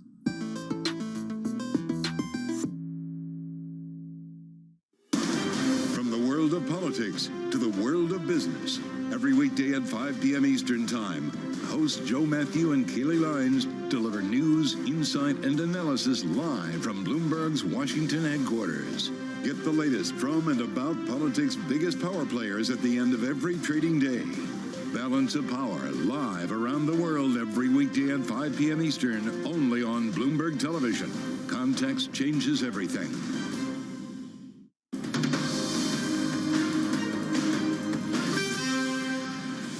It's a lonely Bloomberg brief. I'm on my own. I'm Manus Cranny in New York. Danny Berger is missing in action. We'll find her. Ryanair is dropping after trimming its profit guidance, citing higher fuel prices, the impact of lower fares. Tom McKenzie caught up with the CFO, Neil Sorhan, a little bit earlier today. I was over in Seattle a couple of weeks ago, met the senior management team, and I'd be reasonably comfortable that we will get up to 50 aircraft in for this summer. It's less than the 57 we had originally hoped to have, which means next year we'll fly somewhere close to about 200 million instead of 205 million passengers. But, you know, I'm pleased that if we have 50 aircraft in the fleet, we'll be able to operate a bumper summer schedule, which, as I already said, is up 9% on what we had loaded last year. We've heard from executives at American Airlines, at Southwest, at United, criticizing Boeing. You said you were there, speaking to executives from Boeing a couple of weeks ago. What's your message been to them? Yeah, well, our message has been, you know, get us our aircraft on time, high-quality aircraft. And in fairness, you know, we looked in more detail at the 12 aircraft that we got pre-Christmas. We're seeing improvements on the quality side, but we have put more engineers in Seattle. We've put more engineers in Spirit and Wichita. And we're working with Dave Calhoun and Brian West and the Boeing team. And, you know, we're supportive of what they're doing. What do you think needs to change at Boeing to fix these safety issues? No, I think in fairness, they are improving. I think things are moving in the right direction. But, you know, they just need to make sure that, you know, we're getting high-quality aircraft on time, all the time. And I believe that Dave Calhoun and Brian West are the people that are going to deliver that. Okay, you have confidence in the team? I have confidence in the team, yes. A resounding vote of confidence there from the Ryanair CFO, Neil Sorhan, for the management, the quality of Boeing, which is interesting because Calhoun is in a tough position at the moment. For more on Ryanair, we're joined by our global aviation czar, Anthony Palazzo. And Anthony, good to see you. So I look at the stock this morning. I was surprised by Neil's resounding support for Boeing. We'll come back to that in a moment. But when it comes to earning and getting bums on seats, it's about online booking. And so there are some online booking removals which have been removed, and that was unexpected. So talk me through what it was and how it plays out. Yeah, and thank you for having me, Manus. Yeah, so I think what happened is that Ryanair, they've been fighting with these online travel agencies and trying to get their listings removed from the online websites, and they've had a couple of victories, but what I think they expected was for this to drag on for a while. And to have a gradual fight with the online travel agencies. And what happened was the online agencies like Booking.com basically folded their hands and they took all those listings off of Ryanair's website. Ryanair's happy about that, but they weren't prepared. So now what they've done is that they've started to do individual deals with each of these websites, and they've got a couple of them back online now under terms that Ryanair is more happy with. They should be able to capture more of the ancillary revenue, like car rentals and hotel bookings that were going to some of these other websites. But it's just going to take a bit of time. So that hit their earnings in this past quarter. it's going to continue to have an impact this quarter, and they had to lower their guidance. Anthony, very briefly, Ryanair saying they'd be interested in taking other people's Boeing MAX 10s if they don't want them. I mean, is that a serious proposition, or is that slightly tongue-in-cheek? Oh, yeah, I think it's quite serious. You know, you've got two things at work here. One is simply a practical calculation on Ryanair's part. They need planes. They want to mop up capacity around Europe. I think they're aiming for something like 1/3 of the European market in the next decade, and they need planes. And they've said it over and over again. And so they're betting that Boeing is able to fix these quality problems. The planes are fine, and they'll take them if they can get them. That's what you call Irish luck, punting it out. Anthony, we've got to draw a line under there. We've got to move on to the tech sector next. But great to have you with me this morning. Context around the results and the bid for more planes by the Ryanair Management Suite. Anthony Palazzo, our global aviation czar. His column is available on Bloomberg Terminal. Let's stick with the earnings. I said to you, it's ringing a bell. $10 trillion worth of stock is going to hit the street in terms of earnings. Aggie Cantrell will be working and burning the midnight oil. What have you got for me, Aggie? Where do I got to focus on? Microsoft tomorrow night. What am I going to be most focused on? I think the thing that's interesting about these earnings this quarter, Manus, is that really this is not a victory lap if you look at the big tech sector in general, but it is a significant improvement for this sector compared to where we were looking last year. In a single year, we've seen Meta increase over 150% in their share price. Microsoft is up 70% on this time last year, and a lot of that is because of AI and the companies that are able to capitalize on their initial investments, their investments that have been happening for years ahead of this current AI boom, and also being able to take a lot of their focused development and make sure that they're deploying it into their services and into their devices going forward. And so this is where the market is basically banking on big tech are really going to be the beneficiaries of AI. They already have started being so, and that's what it's going to look like going forward into this earnings season, is where they're planning to really invest going forward into different forms of artificial intelligence. Okay, Aggie, let's see what they deliver in terms of the numbers and, as you say, the breadth of AI and what we are prepared to pay for it in terms of individual adopters. Aggie Cantrell in London HQ should be tracking the tech earnings for you throughout the week. Coming up in the show, the market moving events for the week. As I say, it's going to be a week of reckoning, or a wrecking ball through risk. Good morning from New York.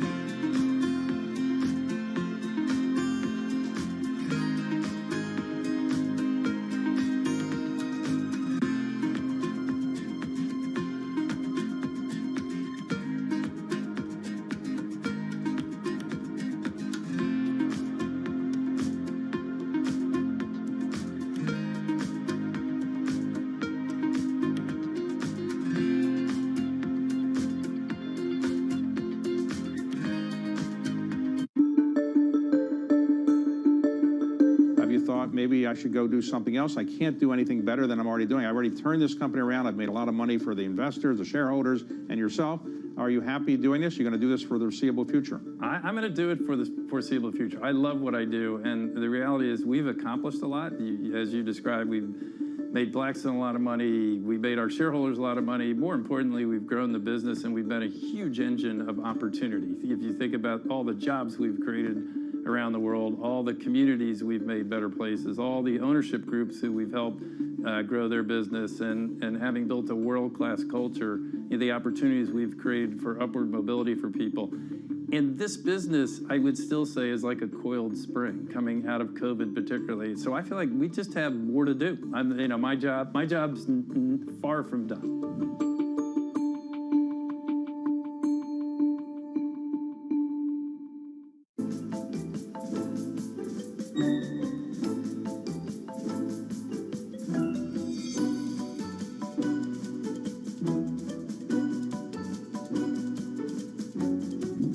What happened was you were offered a money-losing women's basketball team, and you said, I want to be in the other sports as well. Is that right? Well, yeah, you got to be smart about this.